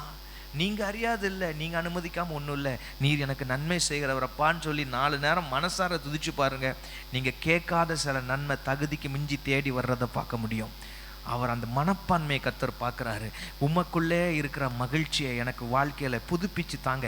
ஒருவேளை மகனே மகளே அந்த மகிழ்ச்சியை இழந்திருந்தேன்னா இன்னைக்கு காலையில் கர்த்தர் அதை புதுப்பிக்க விரும்புகிறார், அதில் நிலைப்படுத்த விரும்புகிறார், அந்த மகிழ்ச்சியை நிலைப்படுத்த விரும்புகிறார். ஷஹா ரக்கா பரபா. ஒரு நிமிஷம் அப்படியே அந்நிய பாஷையில் ஜெபம் பண்ணுங்க. உமக்குள்ளான மகிழ்ச்சியை சொல்லுங்க, அந்த வார்த்தையை சொல்லுங்க. உமக்குள்ளான மகிழ்ச்சியை, உமக்குள் மகிழ்ந்திருக்கும் அனுபவத்தை சொல்லுங்க. இயேசுவே உமக்குள் மகிழ்ந்திருக்கும் அனுபவத்தை, பரலோக தேவனே உமக்குள் மகிழ்ந்திருக்கும் அனுபவத்தை என்னுடைய வாழ்க்கையிலே நிலைப்படுத்துவீராக, என் வாழ்க்கையிலே நிலைப்படுத்துவீராக, என்னுடைய வாழ்க்கையிலே நிலைப்படுத்துவீராக, என்னுடைய வாழ்க்கையிலே நிலைப்படுத்துவீராக ஆண்டவரே. தொடர்ந்து ஆண்டவரே உடைய ஊழியக்காரர் மூலம் எங்களோடு கூட பேசும். இயேசுவின் நாமத்தில் வேண்டுகிறோம் ஜீவனுள்ள நல்ல பிதாவே. ஆமென், ஆமென், ஹல்லேலூயா. நான் இப்பொழுது தேவனுடைய செய்திக்கு நேராக கடந்து போகிறோம். Today we are so happy to have pastor யார் டிரான்ஸ்லேட் பண்ணலாம் தமிழில்? டிரான்ஸ்லேட் பண்ணுவீங்களா Joel? English to Tamil Rajkumar, can you come? நான் சொல்கிற வேகத்தில், நான் சொல்கிற தொனியில், நான் சொல்கிற ராகத்தில் சொல்லணும், சரியா? சோத்திரம். Today we are so happy to have Pastor Sunil Kumar Bharti with us. இன்றைக்கு சுனில் குமார் பாஸ்டர் அவர்கள் நம்மளோடு இருப்பது மிக சந்தோஷம். For the first time in the history of our church we are having somebody from Jammu and Kashmir. நம்முடைய சபை வரலாற்றிலே முதல் முறையாக ஜம்மு அண்ட் காஷ்மீரிலிருந்து நமக்கு மத்தியில் ஒருத்தர் வந்திருக்கிறார். He was born and brought up in Jammu and Kashmir, in the state of Jammu and Kashmir. அவர் பிறந்து வளர்ந்ததெல்லாம் ஜம்மு அண்ட் காஷ்மீர் மாநிலத்தில். He has a very wonderful testimony. அவரிடத்தில் மிகவும் அருமையான சாட்சி உள்ளது. He is from a non-Christian background. அவர் கிறிஸ்துவை அறியாத குடும்பத்திலிருந்து வந்தவர். God delivered him with a great deliverance that he will be sharing tomorrow evening. கர்த்தர் அவரை மிகப்பெரிய இடத்திலிருந்து விடுதலையாக்கி வந்திருக்கிறார். அதை அவர் நாளை மதியம் நாளை இரவு அவர்கள் நமக்கு பகிர்ந்து கொள்வார்கள். He is an Assemblies of God pastor now. அவர் இப்பொழுது அசெம்பிளிஸ் ஆஃப் சபையின் போதகராக இருக்கிறார். He serves as section CA secretary. Our section CA செக்ரட்டரியாக இப்பொழுது உள்ளார். Not only that, there is a district called Northern High Range District. அது மட்டுமல்ல, நார்த்தன் ஹை ரேஞ்ச் டிஸ்ட்ரிக்டில் this is one of the Assemblies of God districts in AGNI. AGNIயில் உள்ள Assemblies of God districtல அது ஒன்று. There is a department called leadership department in that district. அதிலே தலைமைத்துவ துறையில் அந்த டிஸ்ட்ரிக்ட்ல உள்ளது. He is a member in that leadership department. அதிலே அவர் ஒரு அங்கத்தினராக உள்ளார். Not only that, he is also a Bible teacher. He had taught in a couple of Bible colleges in North India. அது மட்டுமல்லாமல் அவர் 2-3 வேதாகம கல்லூரியில் வேதாகம ஆசிரியராகவும் உள்ளார். Not only that, he is the local Jammu district president for Synod of Pentecostal churches in Jammu. அது மட்டுமல்லாமல் Synod of Pentecostal churchesலே அவர் ஒரு லோக்கல் ஜம்மு டிஸ்ட்ரிக்ட் பிரசிடென்ட்டாகவும் உள்ளார். Amen. Hallelujah. Hallelujah. So he is married and has 2 children, 1 son and 1 daughter. அவர்களுக்கு திருமணமாகி ஒரு மகளும் ஒரு மகனும் உள்ளார்கள். God willing, tomorrow he will show us the picture of his family and church. கர்த்தருக்கு சித்தமானால் நாளைக்கு அதை குறித்த ஒரு படத்தை நமக்கு காண்பிப்பார்கள். Let us put our hands together and நாம் welcome கரங்களை Pastor தட்டி Sunil. அவர்களை வரவேற்போம். Yes, Pastor Sunil. Thank you, Brother Rajkumar. You did a wonderful job. Thank you.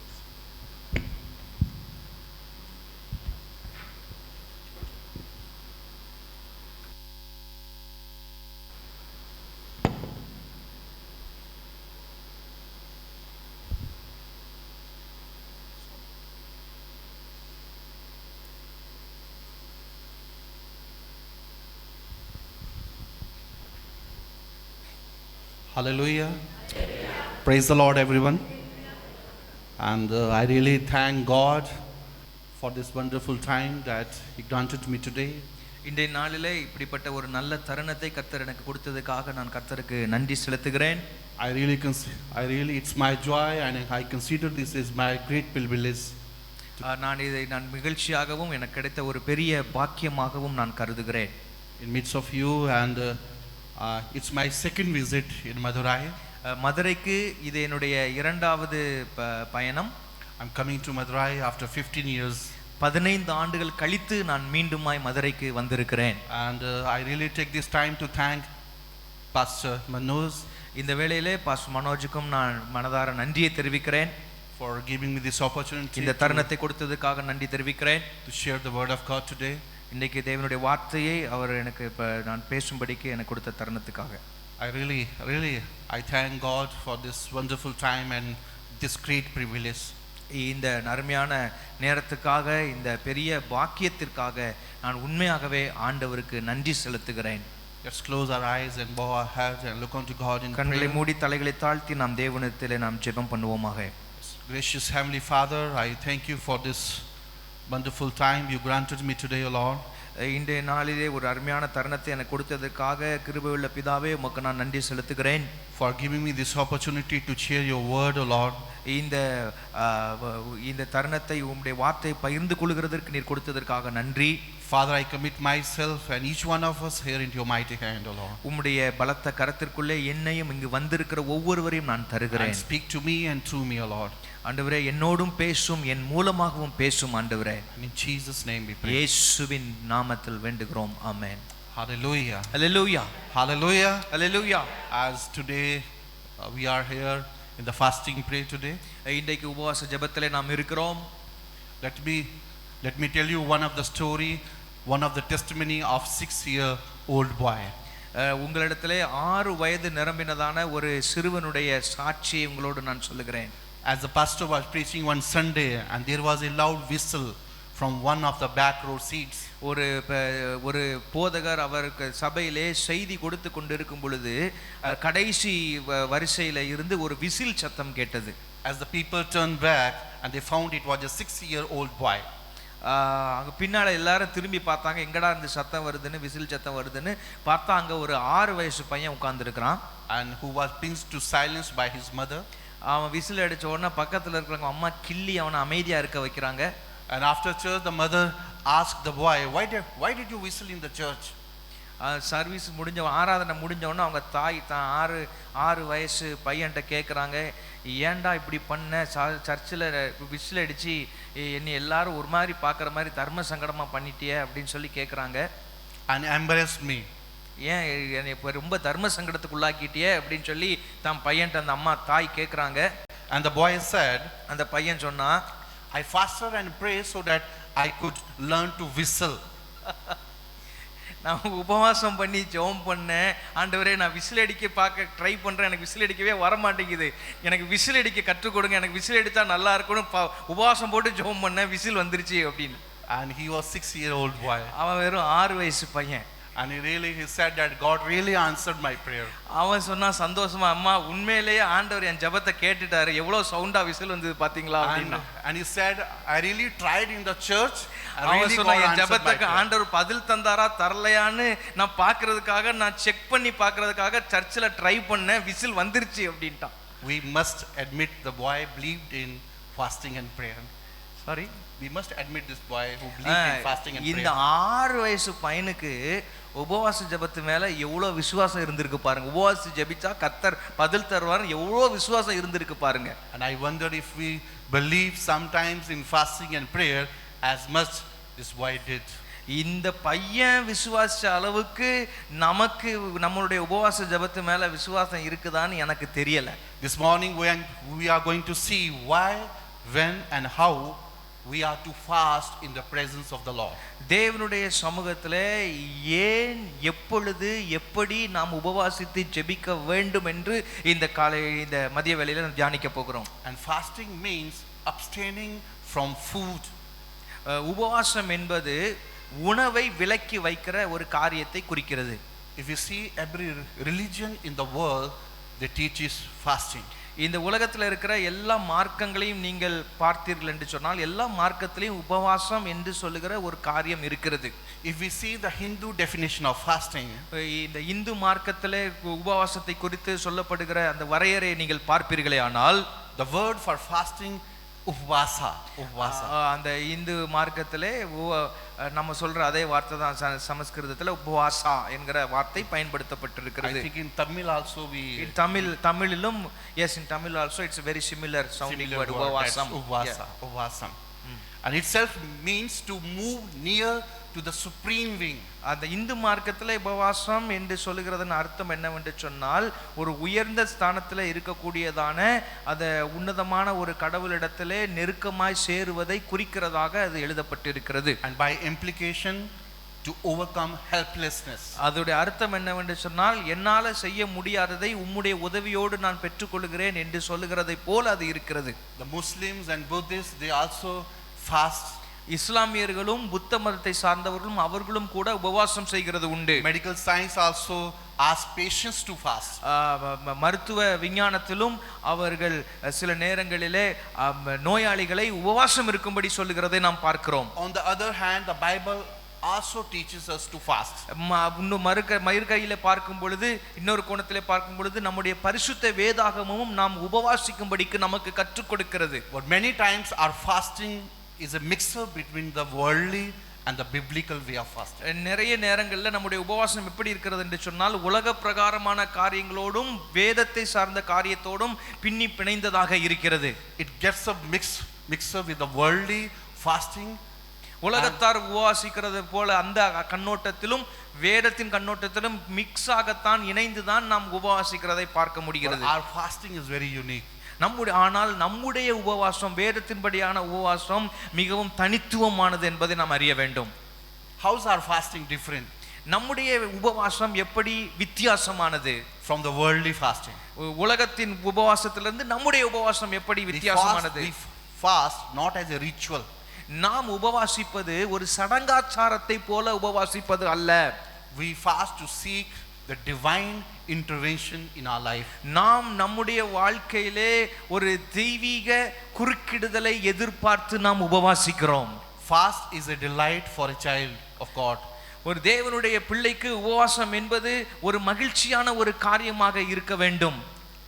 Let's take me to the Gospel of Mark chapter 2 verse mark எழுதின சுவிசேஷம் 2ஆம் அதிகாரத்தை திருப்பிக் கொள்ளுங்கள். மார்க் எழுதின சுவிசேஷம் 2ஆம் அதிகாரம் 18, 19, 20 ஆகிய வசனங்களை நீங்கள் பார்க்கும் பொழுது வாசிக்கலாம்.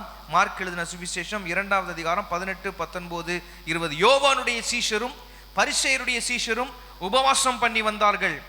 அவர்கள் அவரிடத்தில் வந்து, யோவானுடைய சீஷரும் பரிசேயருடைய சீஷரும் உபவாசிக்கிறார்களே, உம்முடைய சீஷர் உபவாசியாமல் இருக்கிறது என்னவென்று கேட்டார்கள்.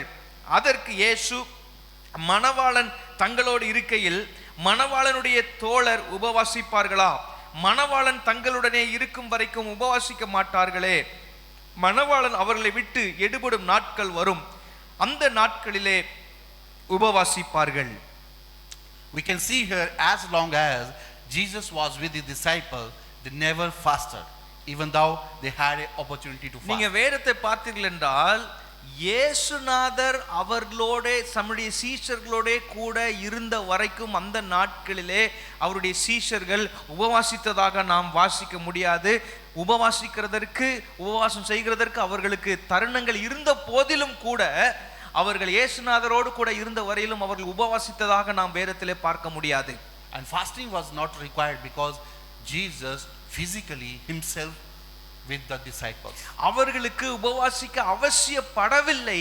காரணம், இயேசு கிறிஸ்துவே அவரே அவர்களோடு கூட அவர் இருந்ததினாலே. Physically he was present with his disciples. தன் மனிதனாக தன்னுடைய உடலோடு கூட ஆண்டவராகிய இயேசு அவர்களோடு கூட பிசிக்கலா இருந்ததினால அவருடைய சீஷர்களுக்கு அந்த காலகட்டத்திலே உபவாசிக்க அவசியப்படவில்லை. Jesus delivered them, Jesus guided them, Jesus protected them. இயேசு அவர்களை விடுதலை பண்ணி அவர்களை விடுவித்திருந்தார். இயேசு அவர்களை வழிநடத்தி கொண்டிருந்தார். இயேசு தாமே இருந்து அவர்களை பாதுகாத்து கொண்டிருந்தார். ஆகவே அவர்களுக்கு உபவாசம் அந்த நாட்களில் அவசியப்படவில்லை. But Jesus is telling something to them. ஆனால் இந்த இடத்திலே இயேசு அவர்களிடத்திலே ஒரு வார்த்தையை சொல்லுகிறதை பார்க்கிறோம். When he goes away from them to heaven, they will have to fast. அவர் சொல்லுகிறார், நான் அவர்களிடத்தில் இருந்து எடுபடுகிற நாட்கள் வரும், நான் தேவனிடத்திலே பரலோகத்திற்கு போன பிறகு அவர்கள் உபவாசிப்பார்கள் என்று சொல்லி ஒரு வார்த்தையை இயேசு அங்கே சொல்லுகிறதை பார்க்கிறோம். They will have to fast to overcome the power of the darkness. அவர் இயேசுவானவர் அவர்களை விட்டு எடுத்துக்கொள்ளப்பட்ட பிறகு இந்த உலகத்தில் இருக்கிறதான அந்தகார வல்லமைகளை மேற்கொள்ளுகிறதற்காக அவருடைய சீஷர்கள் உபவாசம் இருக்கத்தான் ஆக வேண்டும் என்பதை இயேசு இந்த இடத்திலே தெளிவுபடுத்துகிறதை பார்க்கிறோம். To overcome the powers of this world. இந்த உலகத்தின் வல்லமைகளை, அசுத்த வல்லமைகளை மேற்கொள்ளுகிறதற்கு உபவாசிக்கத்தான் வேண்டும் என்பதை இயேசு கூறுகிறதை பார்க்கிறோம். Jesus is telling them on that day they will fast. இயேசு சொல்றார், நான் எடுக்கப்படுகிற நாட்கள் வரும், அந்த நாட்களிலே அவர்கள் உபவாசிப்பார்கள் என்று சொன்னார். In order to see the power of fasting and prayer, when we go to the Gospel of Matthew chapter 17, we can உபவாசத்தின் அவசியத்தையும் உபவாசத்தினாலே வெளிப்படக்கூடியதான வல்லமையும் குறித்து அறிந்து கொள்ள வேண்டுமேயானால் மத்தேயு 17ஆம் அதிகாரத்திற்கு நாம் வர வேண்டும். There is a power in our fasting and prayer. நம்முடைய உபவாச ஜெபத்திலே ஒரு வல்லமை இருக்கிறது என்பதை நாம் அறிந்து கொள்ள வேண்டும். There is a power in fasting and prayer to deliver us from the power of darkness. இந்த அந்தகாரத்தின் வல்லமைகளிலே இருந்து நம்மை முழுமையாய் விடுதலை பண்ணுகிறதற்கு நம்முடைய உபவாச ஜெபத்திற்கு வல்லமை இருக்கிறது என்பதை நாம் அறிந்திருக்க வேண்டும். To give us the spiritual breakthrough. நான் ஆவிக்குரிய ரீதியிலே ஒரு ஊடுருவலை, ஒரு பிரேக் த்ரூவை கொடுக்கிறதற்கு இந்த உபவாச ஜெபம் அவசியப்படுகிறது. Hallelujah. Hallelujah. Hallelujah. Hallelujah. When we see here in the Gospel of Matthew chapter 17, இங்கே மத்தேயு எழுதின சுவிசேஷம் 17ஆம் அதிகாரத்தை பார்க்கிறபோது Jesus went to the Mount of Transfiguration. அங்கே மறுரூப மலைக்கு இயேசு கடந்து போகிறார் ஜெபிக்கிறதற்காக. With Peter, James and John. அங்கே அவரோட கூட பேதுருவும் யாக்கோபும் யோவானும் இருக்கிறார்கள். Jesus was transfigured and his face shone like the sun and his clothes became as white as light. அந்த இடத்துல இயேசு அவர்கள் முன்பதாக மறுரூபமானார். அவர் மறுரூபமான வேளையிலே அவருடைய முகம் சூரியனை பார்க்கிலும் அதிகமாக பிரகாசித்தது. அவருடைய வஸ்திரம் எந்த வண்ணானாலும் வெளுக்க கூடாத அளவுக்கு ஒளிருகிற வஸ்திரமாய் வெண்மையாய் தோன்றினது. And upon his return they are met by other disciples and the crowd are waiting for deliverance. அவர்கள் கீழே இறங்கி வந்த பொழுது அவர்களை சந்தித்தது யார் என்றால் மற்ற அப்போஸ்தலர்கள், அதாவது மற்ற சீஷர்களும் அந்த ஒரு பெரிய கூட்டமும் ஒரு குறிப்பிட்ட விடுதலைக்காக இயேசுவுக்காக காத்து கொண்டிருந்தார்கள். And when we can see in the Gospel of Matthew itself chapter 17 verse 14 to 16, இந்த இடத்திலே மத்தேயு 17ஆம் அதிகாரத்திலே அதை குறித்து 14, 15, 16 வசனங்களிலே நீங்கள் வாசிக்க முடியும்.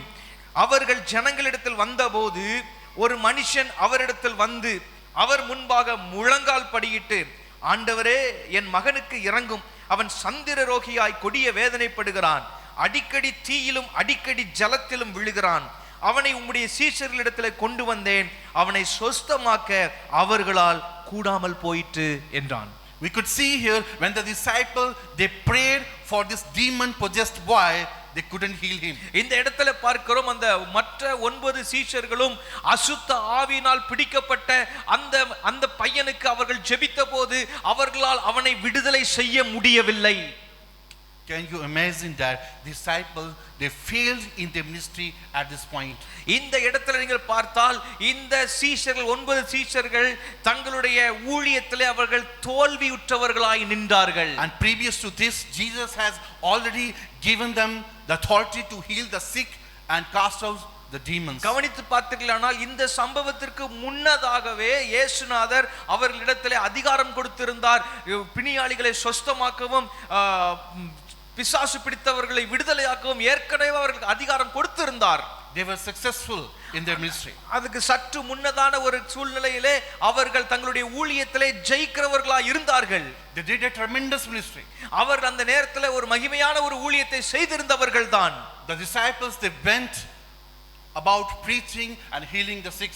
இதே சீஷர்கள் தான் சற்று முன்னதாக அவர்கள் பிரசங்கிக்கவும் அவர்கள் பிணியாளிகளை சொஸ்தமாக்கவுமான ஊழியத்தை அவர்கள் நிறைவேற்றி இருந்தார்கள். But now their ministry was challenged by the demons. ஆனால் இப்பொழுது அவர்களுடைய அந்த ஊழியம் இந்த பையனுக்குள்ளே இருந்த பிசாசினால் சவாலாக நின்றது. No matter whatever they tried, but they had been unable. இந்த சந்தர்ப்பத்திலே அவர்கள் எதையெல்லாம் முயற்சித்து பார்த்திருந்தாலும் இந்த பையனுக்கு அவர்களால் ஒரு விடுதலை அசுத்த ஆவியில் இருந்து கொடுக்க முடியாமல் போனது. These disciples had an unanswered prayers. இந்த இடத்திலே இந்த சீஷர்களுக்கு அவர்கள் பதில் கிடைக்காத ஒரு ஜெபத்தோடு நின்று They கொண்டிருந்தார்கள். tried everything they could, but still they had unanswered prayers.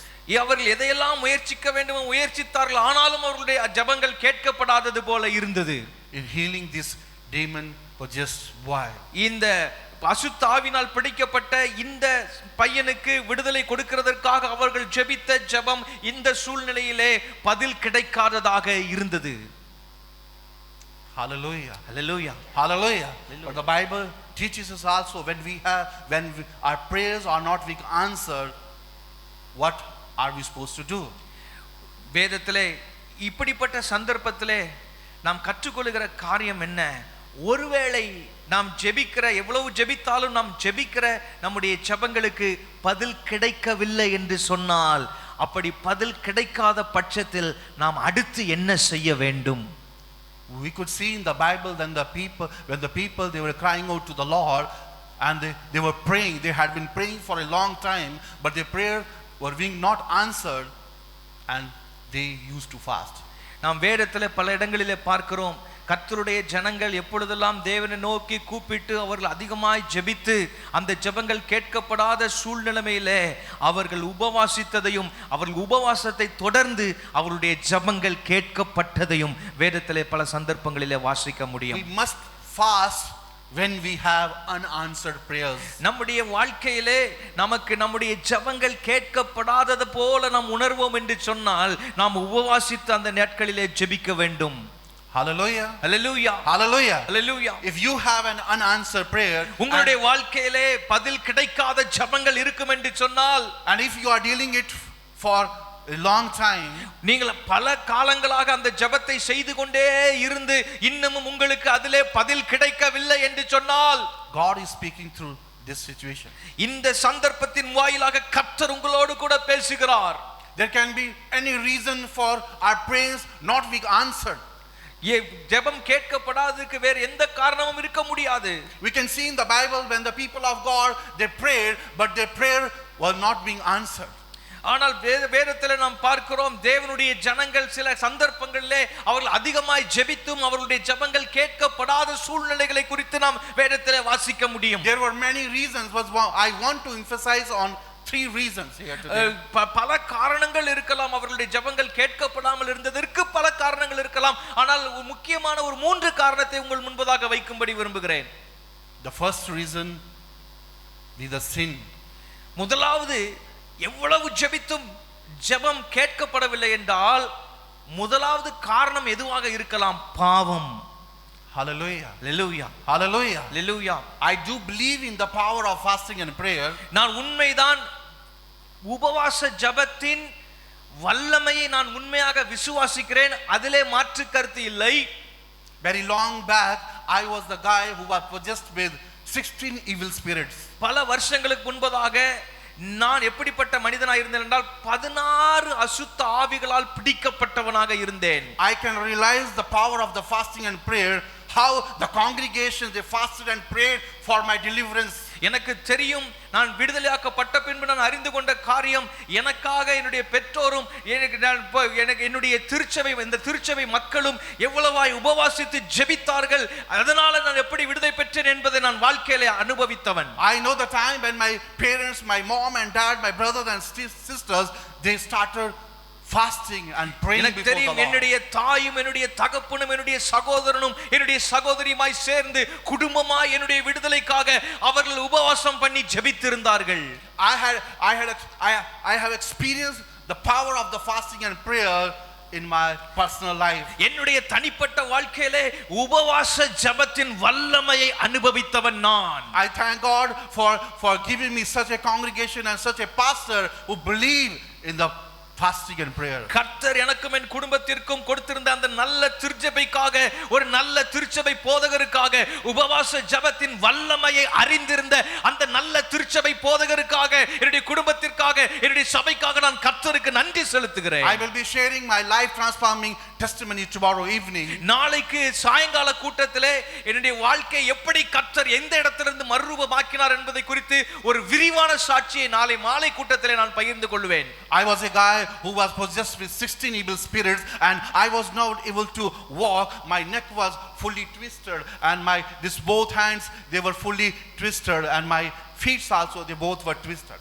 16 அசுத்த ஆவிகள் எனக்குள்ளே இருந்தபடினாலே என்னுடைய தலையை நேராக வைத்து பார்க்க முடியாதவனாக இருந்தேன். என்னுடைய கழுத்து இப்படி திருப்பப்பட்டதாக இருக்கும். என்னுடைய 2 கைகளும் அப்படி ட்விஸ்ட் ஆகி தான் இருந்தது. 2 கால்களும் அப்படியே முறுகி திரும்பினது போல தான் இருந்தது அந்த அசுத்த ஆவிகளினால். I know the time when my parents, they chained me with a steel rod like chain, not with a rope. They chained me with a steel rock.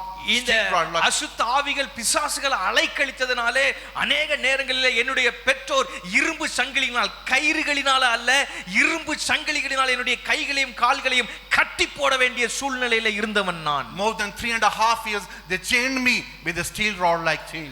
இங்க நீளமான இரும்பு சங்கிலினாலே ஏறக்குறைய 3.5 ஆண்டுகள் என்னுடைய பெற்றோர் என்னை கட்டி வைக்க வேண்டியது இருந்தது. I thank God that they prayed and the prayers were being answered. தேவனுக்கு நன்றி செலுத்துகிறேன். அவர்கள் உபவாசித்து ஜெபித்ததான அந்த உபவாச ஜெபத்தை ஜெபத்திற்கு தேவன் பதில் கொடுத்தார். Hallelujah. Hallelujah. I'm alive today and standing before you here as a living testimony.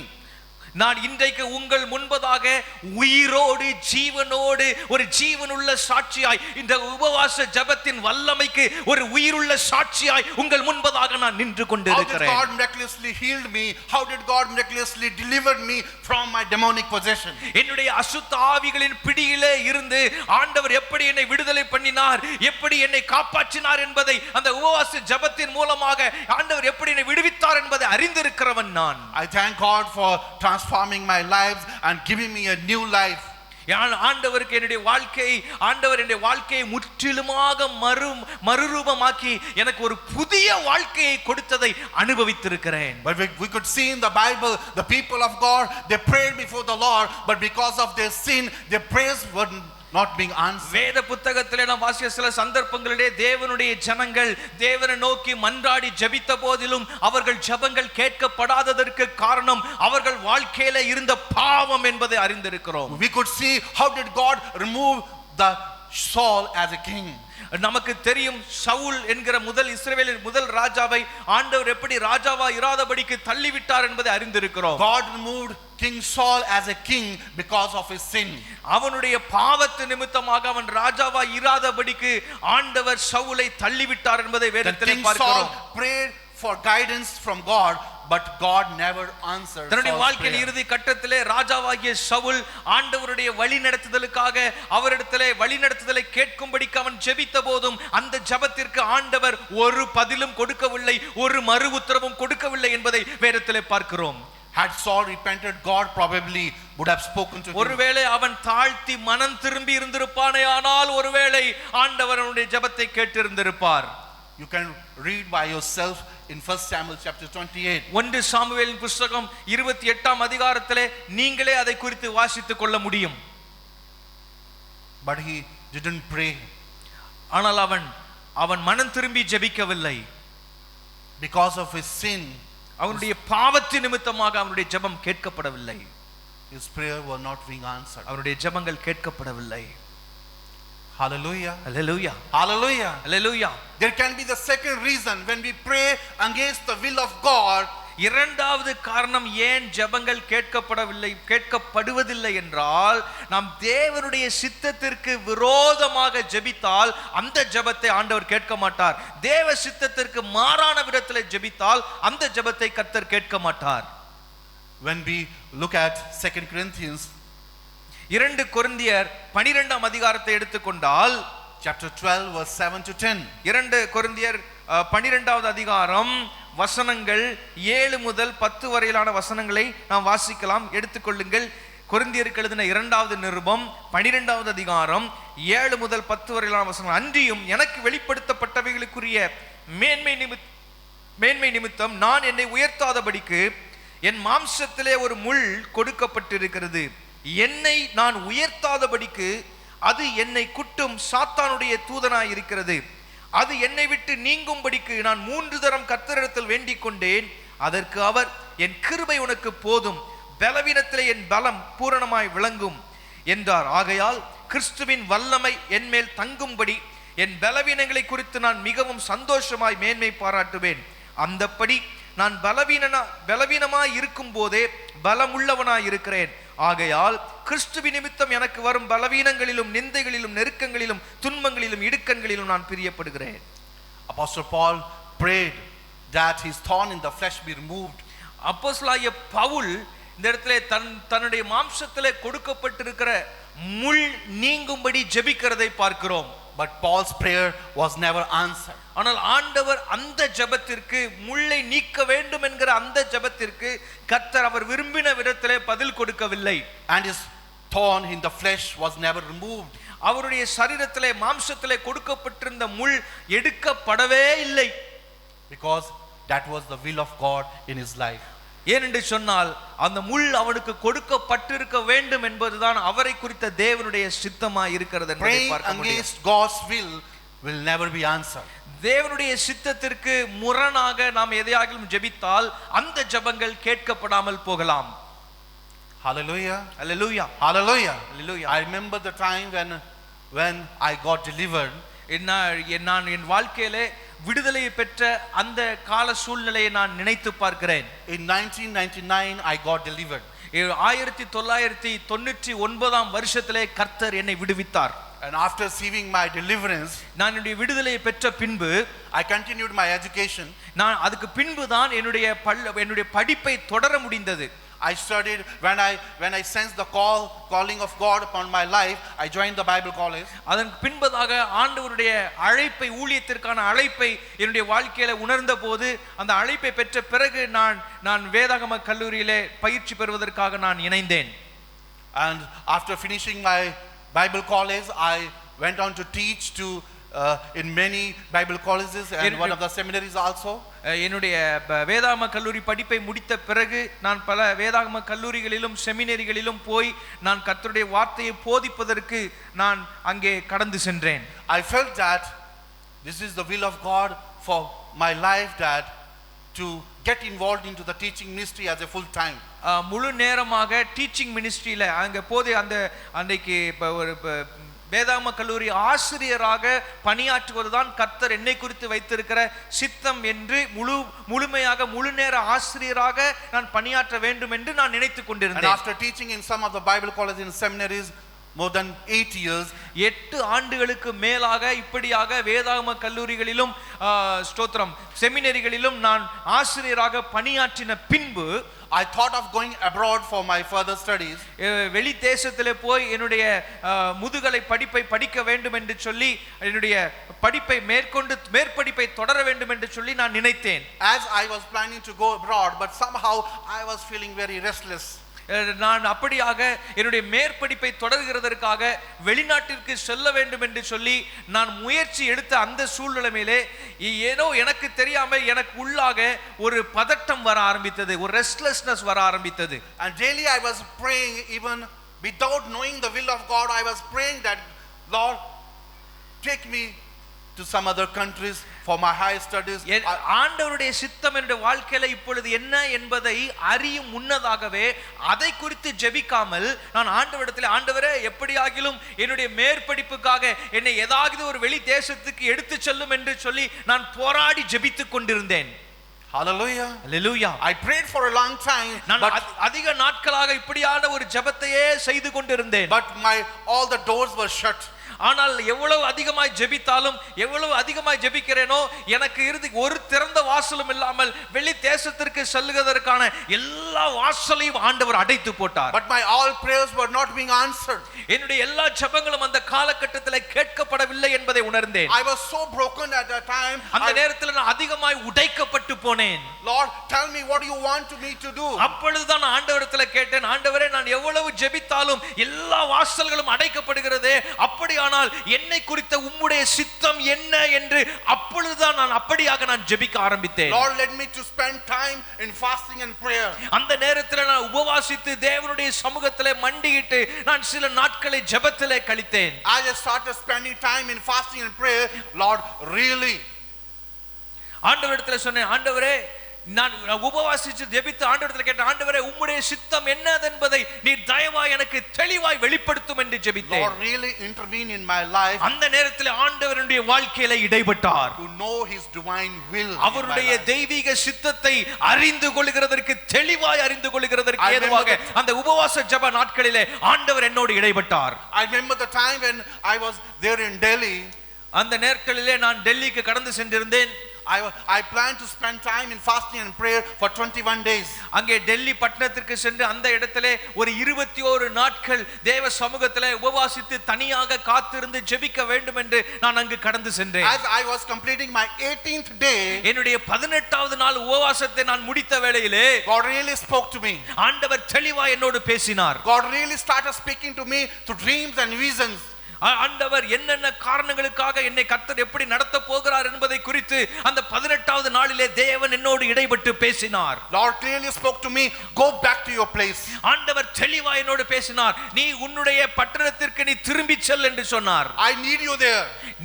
எனக்கு நீ அங்கே தேவை என்று சொன்னார். I never thought about being in my place back. நான் என்னுடைய சொந்த பட்டணத்திற்கு திரும்பி சொல்ல வேண்டும் என்கிறதான எண்ணமே எனக்கு இல்லாமல் இருந்தது. ஆனால் ஆண்டவர் என்னோடு தெளிவாக பேசினார், நீ எனக்கு அந்த இடத்துல வேண்டும், உன்னை எனக்கு அங்கு தேவை, நீ அங்கு திரும்பி செல் என்று ஆண்டவர் என்னோடு பேசினார். I always used to run away from that will of God. நான் எப்போதும் தேவனுடைய சித்தத்தை விட்டு ஓடுகிற ஒருவனாக அதுவரைக்கும் நான் இருந்து கொண்டிருந்தேன். ஆனால் ஆண்டவர் என்னோடு தெளிவாக இடைப்பட்டார். I used to run away from my place because so much persecution is there. என்னுடைய நான் வளர்ந்த இடத்திலே, என்னுடைய சபை இருந்த இடத்திலே அதிகமாக உபத்திரவங்கள் இருந்து கொண்டு இருக்கிறபடினாலே அந்த இடத்தை விட்டு எப்படியாகிலும் வெளியே சென்று விட வேண்டும் என்றுதான் நான் எண்ணிக்கொண்டிருந்தேன். ஆனால் அந்த இடத்திற்கு தான் நான் போகும்படிக்கு ஆண்டவர் என்னோடு தெளிவாக பேசினார். I never thought being facing persecution there in my place. என்னுடைய இடத்திலே நான் உபத்திரவத்தை சந்திக்கிறதற்கு அந்த நாட்களில் நான் விரும்பவில்லை. But somehow God intervened in my life during the fasting and prayer. ஆனால் அந்த உபவாச ஜெபத்தின் நாட்களிலே ஆண்டவர் திட்டமும் தெளிவுமாய் என்னுடைய வாழ்க்கையோடு இடைப்பட்டார். I came to realize the will of God into my life. என்னுடைய வாழ்க்கையிலே அந்த நேரத்திலே தேவனுடைய சித்தம் இன்னதென்பதை அந்த உபவாச ஜெபத்தின் மூலமாக நான் தெளிவாக அறிந்து கொண்டேன். As you are spending time in fasting and prayer, I would like to encourage you, my brothers and sisters, if we are praying against the will of God without knowing the will of God, if we are praying for a long time, எனக்கு அருமையான சகோதர சகோதரிகளே, ஒருவேளை தேவனுடைய சித்தம் இன்னதென்பதை அறியாமலேயே தேவனுடைய சித்தத்திற்கு மாறாக நம்முடைய வாழ்க்கையில எதையாகிலும் ஜெபம் செய்து கொண்டு இருப்போமே, ஆனால் எவ்வளவு ஜெபம் செய்தாலும் அந்த ஜெபம் கேட்கப்படாது என்பதை நாம் அறிந்திருக்க வேண்டும். Our prayers will be unanswered prayers. அந்த ஜெபங்கள் எல்லாம் பதில் பெறாத ஜெபங்களாகவே போய்விடும் என்பதை நீங்களும் நானும் அறிந்திருக்க வேண்டும். As we are spending time in prayer and fasting, start seeking the will of God. இப்படியாக உபவாசித்து ஜெபிக்கிற நாட்களிலே நீங்கள் உங்களுடைய சித்தத்தை மனதிலே வைத்து தேவ சித்தத்துக்கு முரணாக ஜெபித்து விடாமல் தேவனுடைய பரிபூரண சித்தம் உங்கள் வாழ்க்கையிலே என்னதென்பதை அறிந்து கொள்ளத்தக்கதாக நீங்கள் ஜெபியுங்கள். I used to tell my youth in my church, never pray. Some young, especially young people, they sometimes they fast and they pray that because this guy want to marry with some other guy. எங்களுடைய ஊரிலே எங்களுடைய திருச்சபையில இருக்கிறதான வாலிப சகோதர சகோதரிகளுக்கு நான் சொல்லி கொடுப்பேன், நீங்கள் ஏதாவது ஒரு காரியத்தை உங்கள் சித்தத்தின்படி விரும்பிவிட்டு அதற்காக நீங்கள் உபவாசம் பண்ணி ஜெபிக்காதீர்கள், அந்த ஜெபத்தை ஆண்டவர் கேட்க மாட்டாரு. சில சகோதரர்களுக்கு எனக்கு இந்த நபரை திருமணம் செய்ய வேண்டும் யாரையாவது பார்த்துட்டு இவங்க விரும்பிட்டு இவங்க அதுக்கு போய் ஜெபம் பண்ணிட்டு இருப்பாங்க, உபவாசம் பண்ணி ஜெபம் பண்ணுவாங்க. நான் அவங்கள பார்த்து சொல்லுவேன், இந்த ஜெபத்தை எல்லாம் ஆண்டவர் கேட்க மாட்டாருப்பா, தேவ சித்தத்துக்கு ஒப்பு கொடுத்து ஜெபம் பண்ணு என்று நான் அவர்களுக்கு ஆலோசனை சொல்லுவது உண்டு. I have counseled to many couples. I have given them the premarital counseling for your marriage confirmation. You need to spend time in your fasting and prayer. எத்தனையோ இளைஞர்களுக்கு யுவதிகளுக்கு நான் திருமணத்திற்கு முன்னதான ஆலோசனைகளை கொடுத்திருக்கிறேன். நான் அவர்களுக்கு சொல்லுவதெல்லாம் உன்னுடைய வாழ்க்கையை குறித்த தெளிவான பரிபூர்ணமான தேவனுடைய சித்தத்தை அறிந்து கொள்ள வேண்டுமே ஆனால் உன்னுடைய மனதை திறந்து வைத்து தேவ சமூகத்தில் உபவாசம் பண்ணி நீ அவரிடத்தில் அவருடைய சித்தத்தை வெளிப்படுத்தும்படி ஜெபித்து அறிந்து கொள் என்று நான் சொல்லுவது உண்டு. Before we take any step forward, we need to seek the will of God first into our life. எந்த ஒரு அடியை நாம் எடுத்து வைக்கும் முன்னதாக தேவனுடைய சித்தம் இன்னதென்பதை நாம் அறிந்திருக்க வேண்டும். அதற்கேதுவாக நான் உபவாசித்து நாம் ஜெபிக்க வேண்டும். Knowing the will of God must be our first priority. நம்முடைய வாழ்க்கையிலே தேவனுடைய சித்தத்திற்கு மட்டுமே நாம் முன்னுரிமை கொடுக்க வேண்டும். Hallelujah. Hallelujah. Hallelujah. Hallelujah சொல்லுவீங்களா? The third reason can be the Satan. மூன்றாவது காரணம், ஜெபங்கள் கேட்கப்படாததற்கு மூன்றாவது ஒரு முக்கிய காரணம் சாத்தான், who always used to oppose our prayers. நம்முடைய ஜெபங்களுக்கு எப்போதுமே விரோதமாய் நின்று கொண்டிருக்கிற சாத்தான். Satan will sometimes block your prayers. சில நேரங்களிலே உங்களுடைய ஜெபம் கேட்கப்படாதபடிக்கு சாத்தான் குறுக்கிட்டு அந்த ஜெபத்தின் பதிலை தடுத்து கொண்டிருக்க கூடும். Will block your prayers being answered. உங்களுடைய ஜெபங்களுக்கு பதில் வராதபடிக்கு சத்துருவாகிய பிசாசானவன் சில நேரங்களிலே தடுத்து கொண்டிருக்க கூடும். You need to break the spiritual opposition.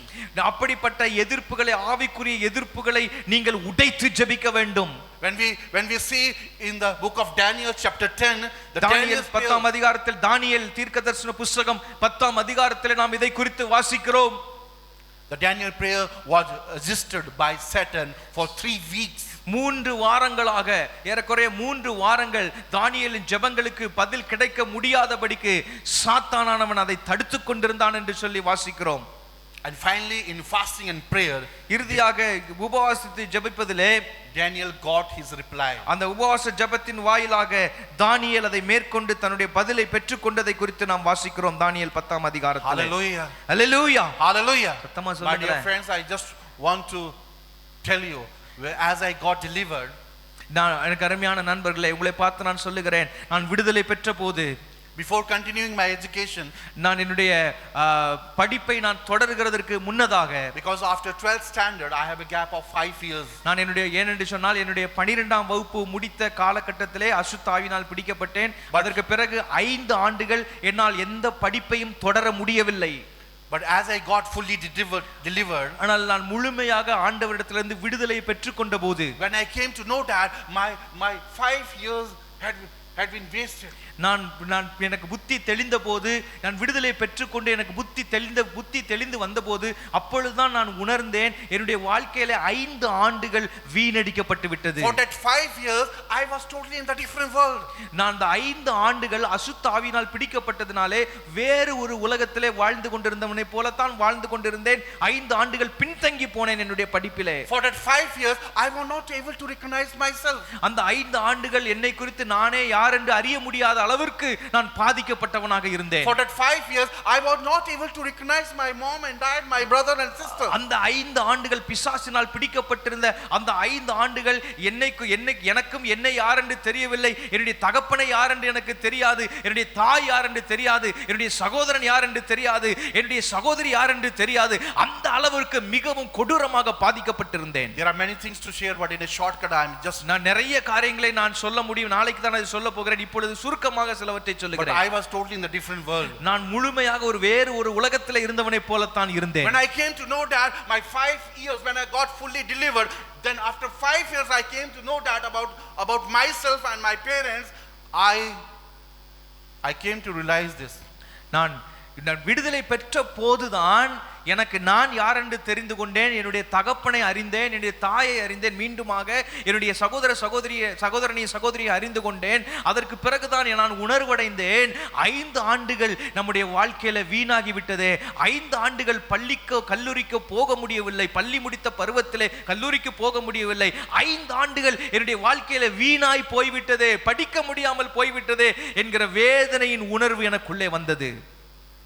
Again I was broken even after receiving my deliverance also. இந்த நினைவு வந்தபோது மீண்டுமா இன்னும் ஒரு விசை இந்த இருதயத்திலே உடைக்கப்பட்டேன். 5 ஆண்டுகள் வாழ்க்கையில வீணாகி விட்டதே என்று சொல்லி அங்கே விடுதலையை பெற்றிருந்த போதிலும், விடுதலையை பெற்றதான மகிழ்ச்சியின் சூழ்நிலையிலும் எனக்குள்ளே ஒரு உடைவு, வாழ்க்கையில 5 ஆண்டுகள் வீணாகி விட்டதே படிப்பு இல்லாமல் என்று சொல்லி வேதனை அடைந்தேன். My senior pastor, he used to counsel me. என்னுடைய சபையின் போதகர், மூத்த போதகர் என்னை அழைத்து எனக்கு அவர் அநேக நேரங்களிலே ஆலோசனைகள் சொல்லுவார்.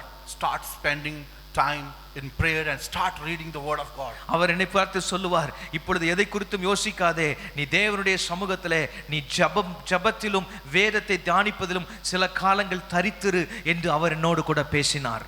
Hallelujah. Hallelujah. Hallelujah. Hallelujah. I know when I got delivered and in the beginning I started my prayer life, but Satan was there who always நான் விடுதலை பெற்றிருந்த போதிலும் நான் அதுக்கப்புறம் நான் வேதத்தை தியானித்து ஜெபித்து கொண்டிருந்த வேளையில எவ்வளவோ ஜபங்கள் ஜெபித்த போது நான் ஒன்றை அறிந்து கொண்டேன், என்னுடைய ஜபங்களை சத்ருவாகிய பிசாசானவன் எதிர்த்து கொண்டு தடுத்து கொண்டு நிற்கிறான் என்பதை அறிந்தேன்.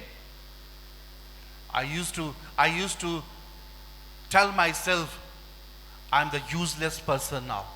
நான் என்னை பார்த்து அடிக்கடி சொல்ல ஆரம்பித்தேன், நீ ஒரு பிரயோஜனமற்ற ஒரு நபர், யாருக்குமே உதவியற்ற ஒரு நபர், உதவாக்கரை என்று என்னை குறித்து நானே சொல்ல ஆரம்பித்தேன். After getting deliverance also, I tried to attempt suicide many times.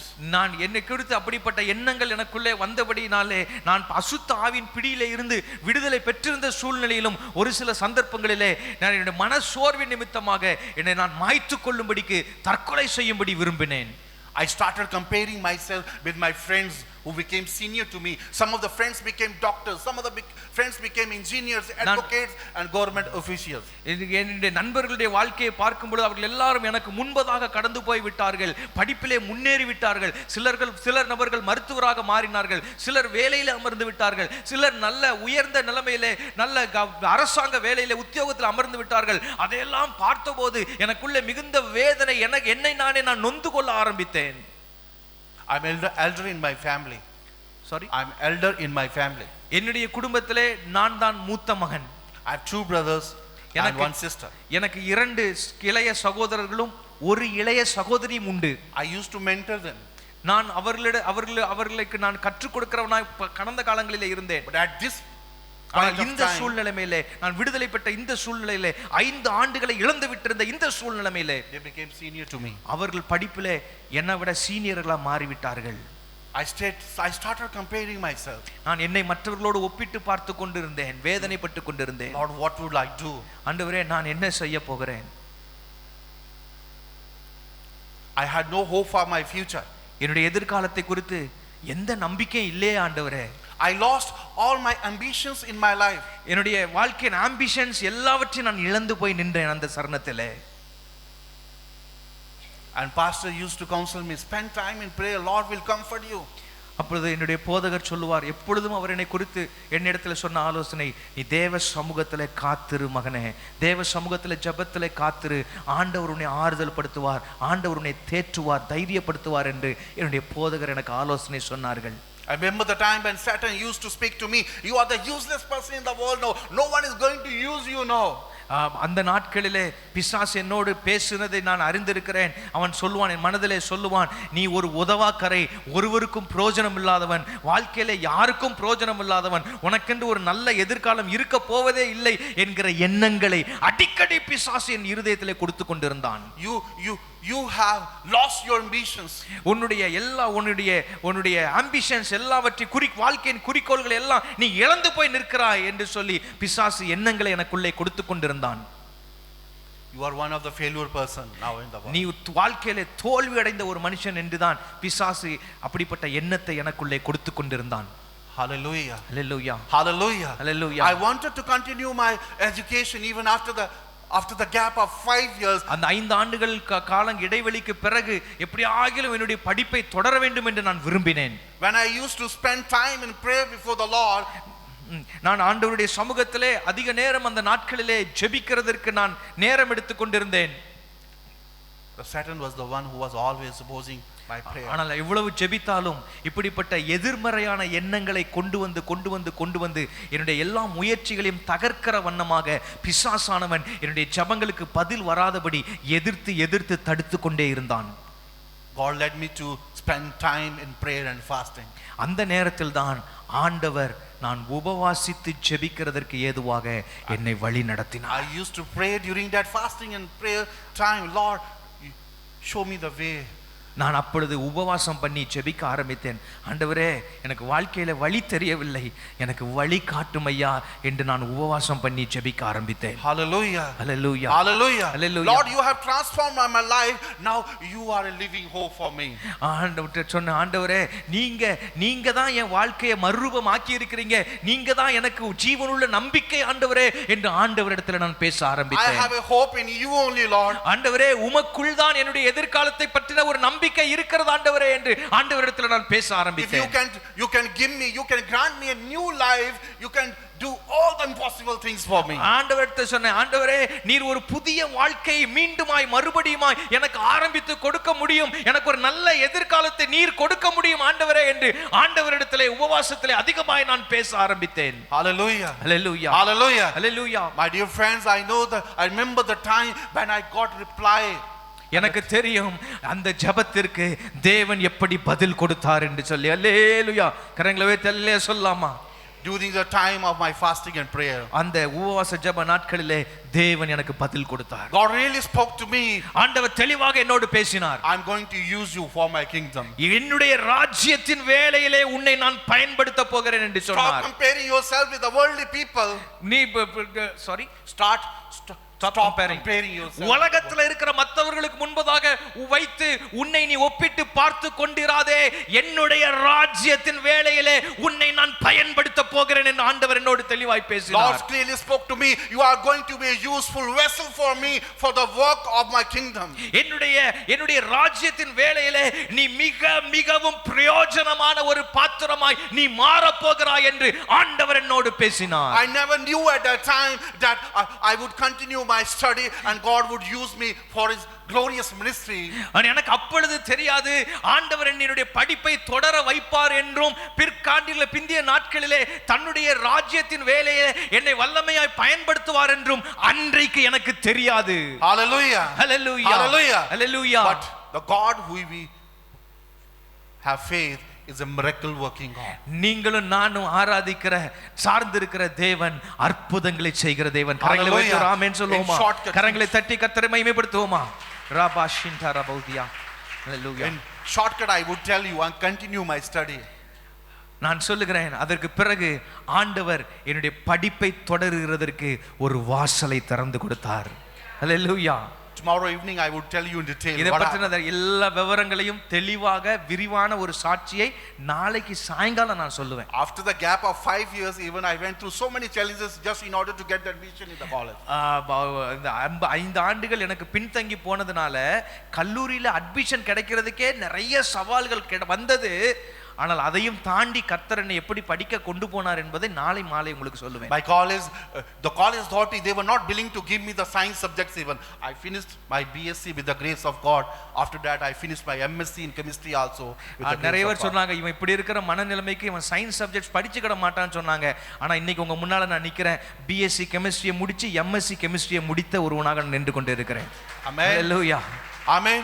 Hallelujah. Because there was a professor, he was my uncle, he was a physics professor. எனக்கு ஒரு அங்கிள் ஒருத்தர் இருந்தார், அவர் ஒரு இயற்பியல் பேராசிரியர்.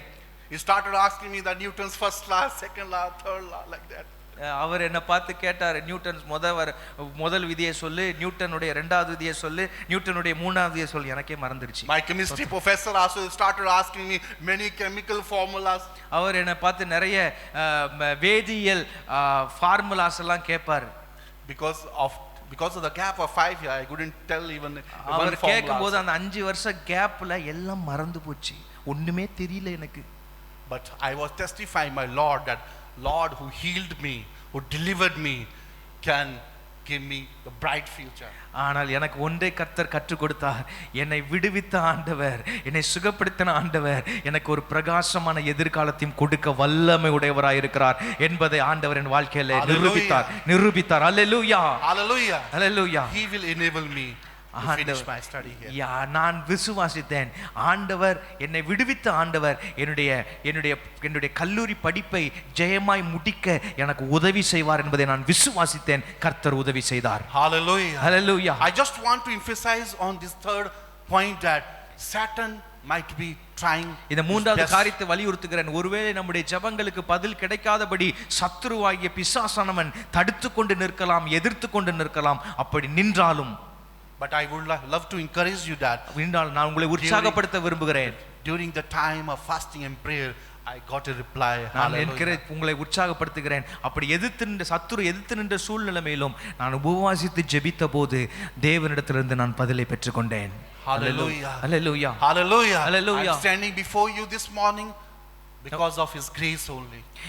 உங்கள் முன்பதாக நான் நின்று கொண்டிருப்பது முழுக்க தேவனுடைய கிருபையினாலே. Hallelujah. I would encourage you, if you have unanswered prayer, நான் இந்த மதிய வேளையில் உங்களை உற்சாகப்படுத்துகிறேன். ஒருவேளை உங்களுக்கு ஏதாயிலும் பதில் கிடைக்காத ஜெபங்கள் இருக்கும் என்றால், you need to fast and pray. உபவாசித்து ஜெபித்து பாருங்கள். If you have sinned against the God's will, God will reveal our sins. ஒருவேளை உங்களுடைய வாழ்க்கையில ஏதாகிலும் பாவம் இருந்திருக்குமானால், பாவத்து நிமித்தம் ஜெபம் கேட்கப்படாமல் இருந்திருக்குமானால், நீங்கள் உபவாசித்து ஜெபிக்கும் பொழுது அந்த பாவத்தை குறித்து கர்த்தர் உங்களுக்கு உணர்த்துவார். நீங்கள் மனம் திரும்பி சரி செய்து கொண்டால் உங்கள் ஜெபங்கள் கேட்கப்படும். If we are praying against God's will, God will let us know His own will. ஒருவேளை நீங்கள் தேவனுடைய சித்தத்திற்கு மாறான ஒரு ஜெபத்தை செய்து கொண்டிருப்பீர்கள் என்று சொன்னாலும், அது நிமித்தமாக பதில் கிடைக்காமல் இருந்தாலும், நீங்கள் உபவாசித்து ஜெபிக்கும் பொழுது ஆண்டவர் தம்முடைய சித்தத்தை தெளிவாக உங்களுக்கு வெளிப்படுத்துவார். If Satan is opposing your prayer, ஒருவேளை பல விதங்களிலே சத்துருவாகிய பிசாசானவன் உங்கள் ஜெபங்களுக்கான பதில்களை தடுத்து கொண்டிருந்தாலும், believe that God is going to release reply during your fasting and prayer. நீங்கள் நம்புங்கள். நீங்கள் உபவாசித்து ஜெபிக்கும் பொழுது சாத்தானுடைய தடைகளையும் மீறி கர்த்தர் உங்களுக்கு உங்கள் ஜெபங்களுக்கான பதிலை கொண்டு வருவார் என்பதை விசுவாசியுங்கள். Amen. Hallelujah. Amen. Hallelujah. Only 1 hour is given to me. ஒரு மணி நேரம் தான் எனக்கு கொடுத்திருந்தார் பாஸ்டர். டைம் எனக்கு ஆயிடுச்சு. But I am here tomorrow also. நான் நாளைக்கு உங்கள் மத்தியில நான் செய்தி கொடுக்க இருக்கிறேன். Please do come. தயவு செய்து நாளைக்கு மிஸ் பண்ணாம வாங்க. Many things I skipped. நான் நிறைய காரியங்கள் என்னுடைய சாட்சியில ஸ்கிப் பண்ணிட்டேன், இன்னைக்கு சொல்லாம விட்டுருக்கேன். But there are many things to glorify. நான் நிறைய காரியங்களை சொல்லி கர்த்தரை மகிமைப்படுத்த வேண்டிய சாட்சிகள் நிறைய இருக்கு. நாளைக்கு வாருங்கள், நாளைக்கு மிச்சத்தை சொல்ல இருக்கிறேன். The same God, அதே தேவன் is going to speak to you to deliver you. என்னை விடுவித்த அதே தேவன் தான் நாளைக்கு என் மூலமாய் உங்களோடு பேச போகிறார். உங்களையும் தேவையானால் விடுவிக்க போகிறார். To give you the new hope. உங்களுடைய வாழ்க்கையில புதிய நம்பிக்கை அவர் கொடுக்க போகிறார். To give us the living hope. நமக்கு ஒரு ஜீவனுள்ள நம்பிக்கை அவர் கொடுக்க இருக்கிறார். Let's close our eyes. நம் கண்களை மூடி ஜெபிக்கலாம். And commit ourselves into நம்முடைய வாழ்க்கையை அர்ப்பணிப்போம். இன்னும் ஒரு விஷயம் அர்ப்பணிப்போமாக. Hallelujah. நன்றி தகப்பன். எல்லாம் ஜெபம் பண்ணுங்க. உம்முடைய ஆண்டவரே, என்னிடத்துல எந்த பாவம் இருந்தாலும் என்னை மன்னியும், எனக்கு உணர்த்தும். நான் மனம் திரும்பி சரி செய்து கொள்ளுகிறேன். என்னுடைய ஜெபங்களுக்கு பதில் வரும்படி செய்யும். ஹல்லேலூயா, ஹல்லேலூயா. உம்முடைய சித்தத்திற்கு மாறாய் நான் ஜெபித்திருந்தால் உம்முடைய சித்தத்தை நான் அறிந்து கொள்ளும்படி செய்யும். எல்லாரும் எழுந்து நின்று ஜெபிக்கலாம். எல்லாரும் எழுப்பி நின்று ஜெபிக்கலாம். ஆண்டவரே, உம்முடைய சித்தத்தை எனக்கு வெளிப்படுத்தும். சொல்லுங்க.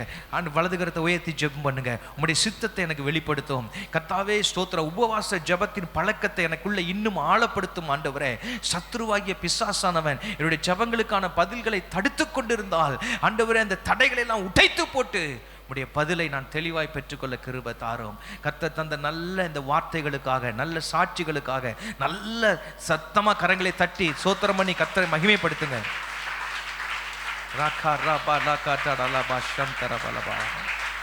நல்ல பிதாவே, இந்த அருமையான வார்த்தைகளுக்காய் ஸ்தோத்திரம். எங்களோடு நீர் உடைய வார்த்தையின் மூலமாக உடைய ஊழியக்காரரை கொண்டு பேசினீர். உடைய எல்லா மகிமையுள்ள சாட்சிகளுக்காய் உமக்கு ஸ்தோத்திரம். இந்த ஜனங்களை விசுவாசத்தை தூண்டி அனுப்புகிறதுக்காய் ஸ்தோத்திரம்.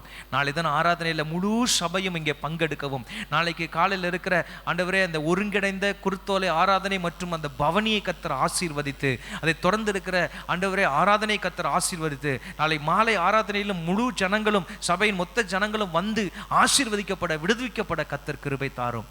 இயேசுவின் நாமத்தில் வேண்டுகிறோம் ஜீவனுள்ள நல்ல பிதாவே, ஆமேன் ஆமேன். ஸ்தோத்திரம் பண்ணும் என் ஆத்துமாவே கர்த்தரை ஸ்தோத்திரி, என் முழு உள்ளமே அவருடைய பரிசுத்த நாமத்தை ஸ்தோத்திரி, என் ஆத்துமாவே கர்த்தரை ஸ்தோத்திரி, கர்த்தர் செய்த சகல உபகாரங்களையும் மறவாதே. ஆமென்.